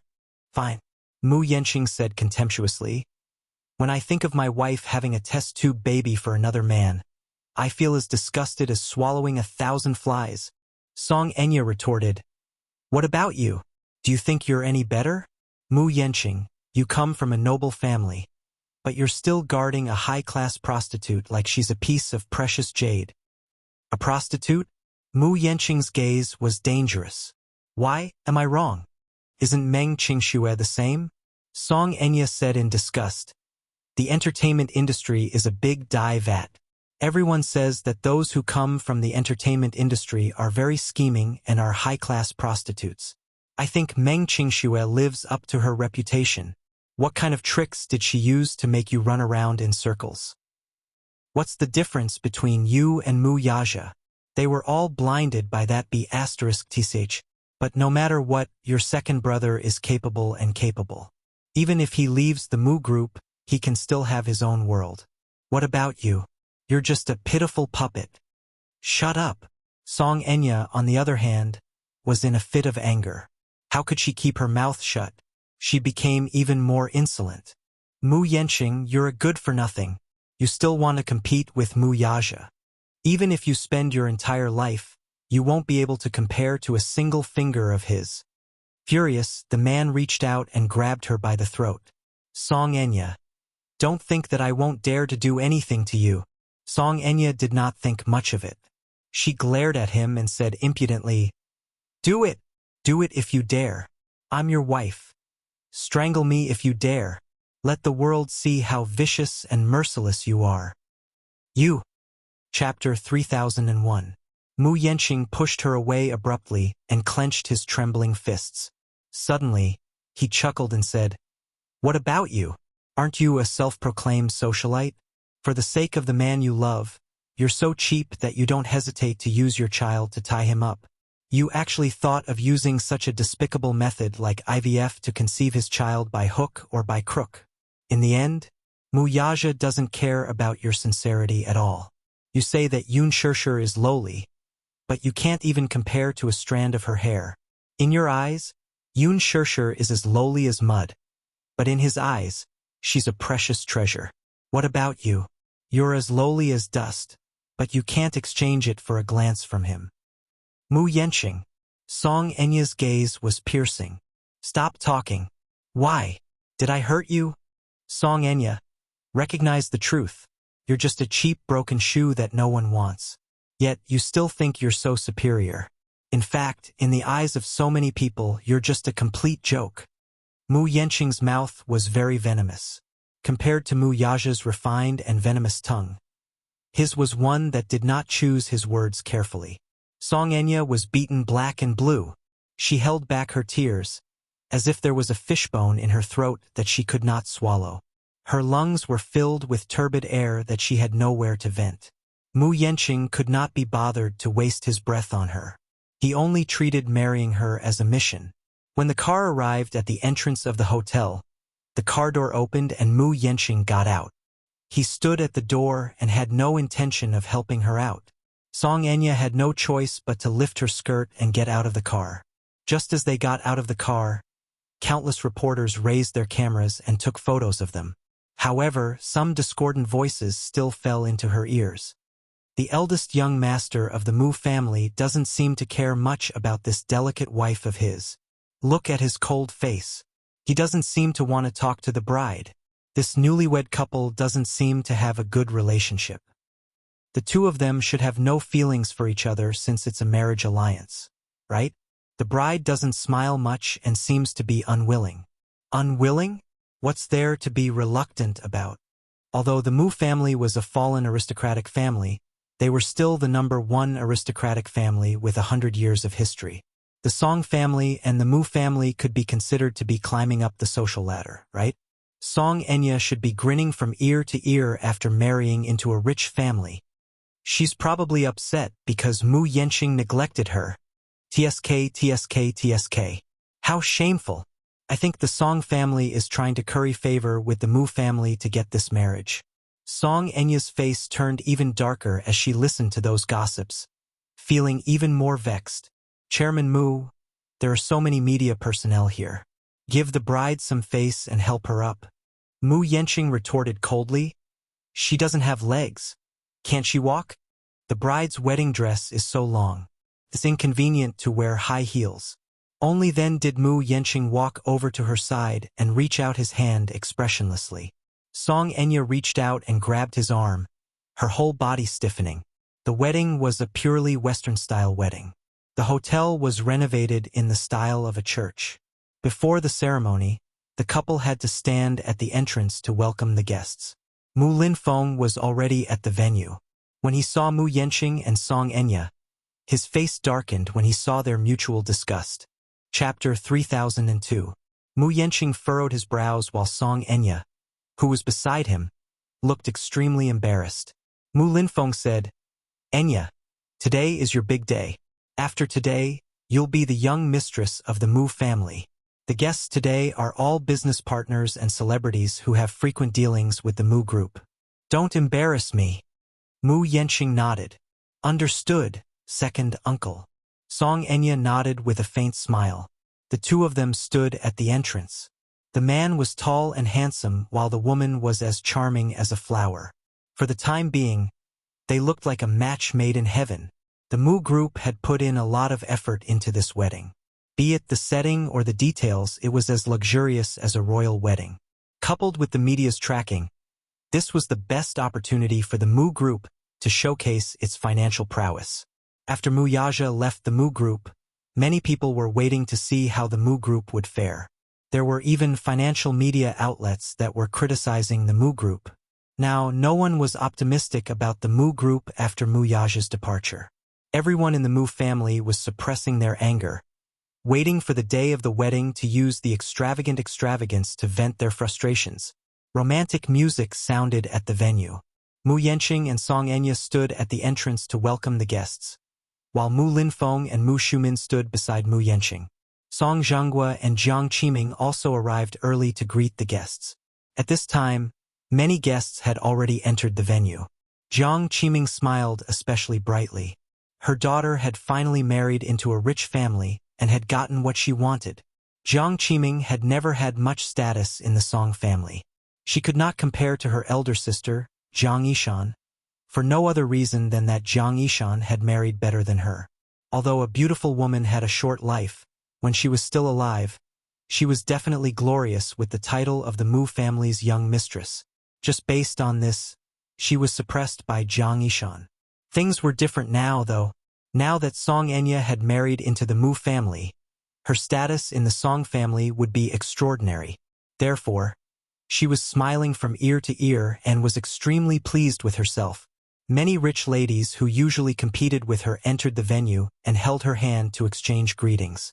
Qiming, your daughter is getting prettier by the day.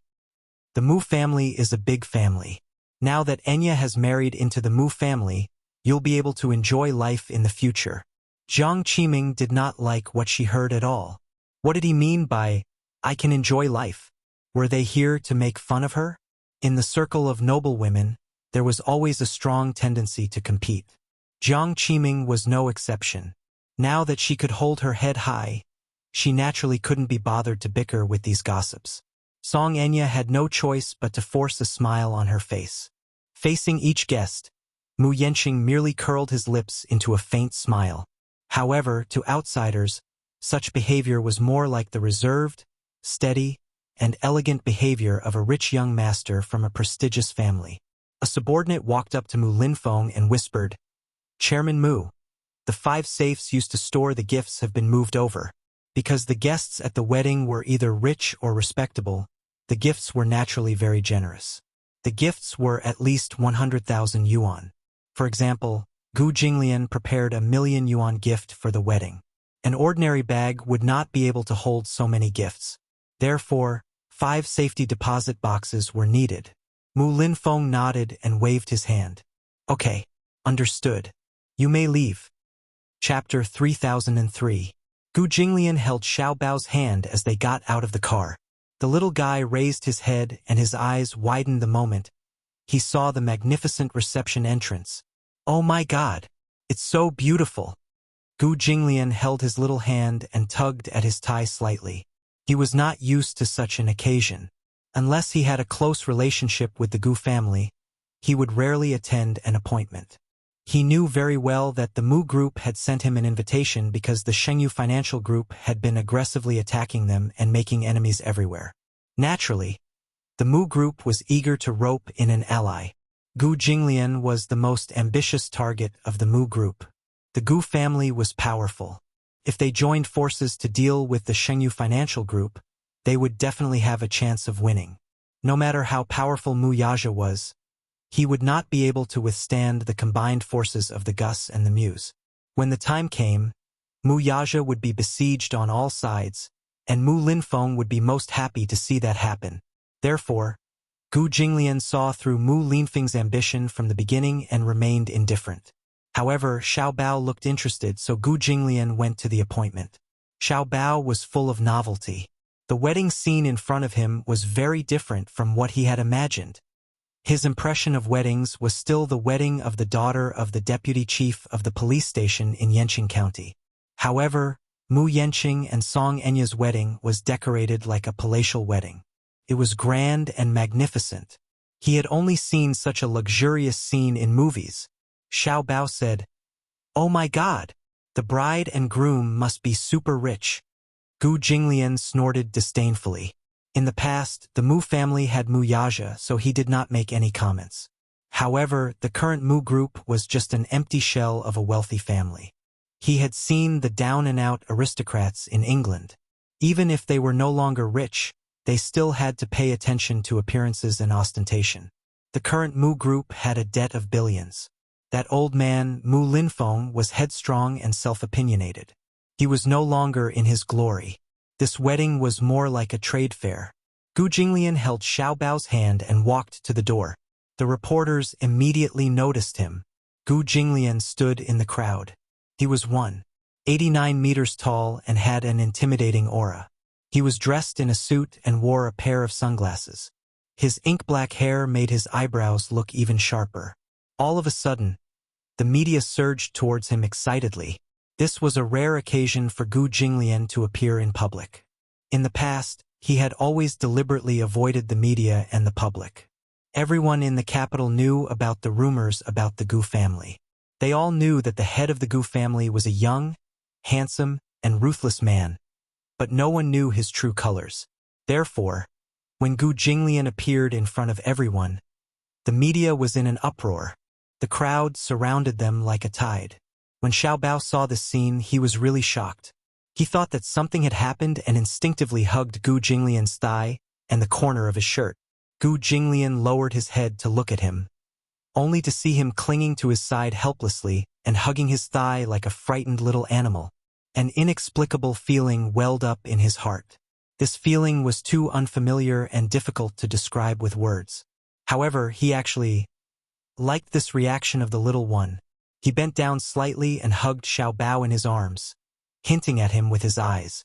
Chapter 3004. Mr. Gu does not accept any form of interview.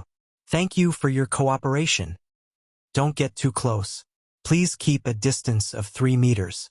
When Xiao Bao saw the group of reporters shouting Gu Jinglian's name and looking menacing, he was so frightened that he asked Gu Jinglian, "Uncle, they seem to want to rush over and beat you up. Let's run." Beat him up? Gu Jinglian's face darkened. What exactly was stuffed in this little guy's head? Was it cotton? He wanted to cut it open to see clearly. This kid actually thought that this group of people rushed over to beat him up. Who was he? Who would dare to beat him up in the capital? "Do you have a death wish?" he said angrily. "Who dares to beat me up?" If anyone dared to touch a strand of his hair, he would cut off that person's hand. Why else would they all come for you? You're not a big star. Shut up, Gu Jinglian said.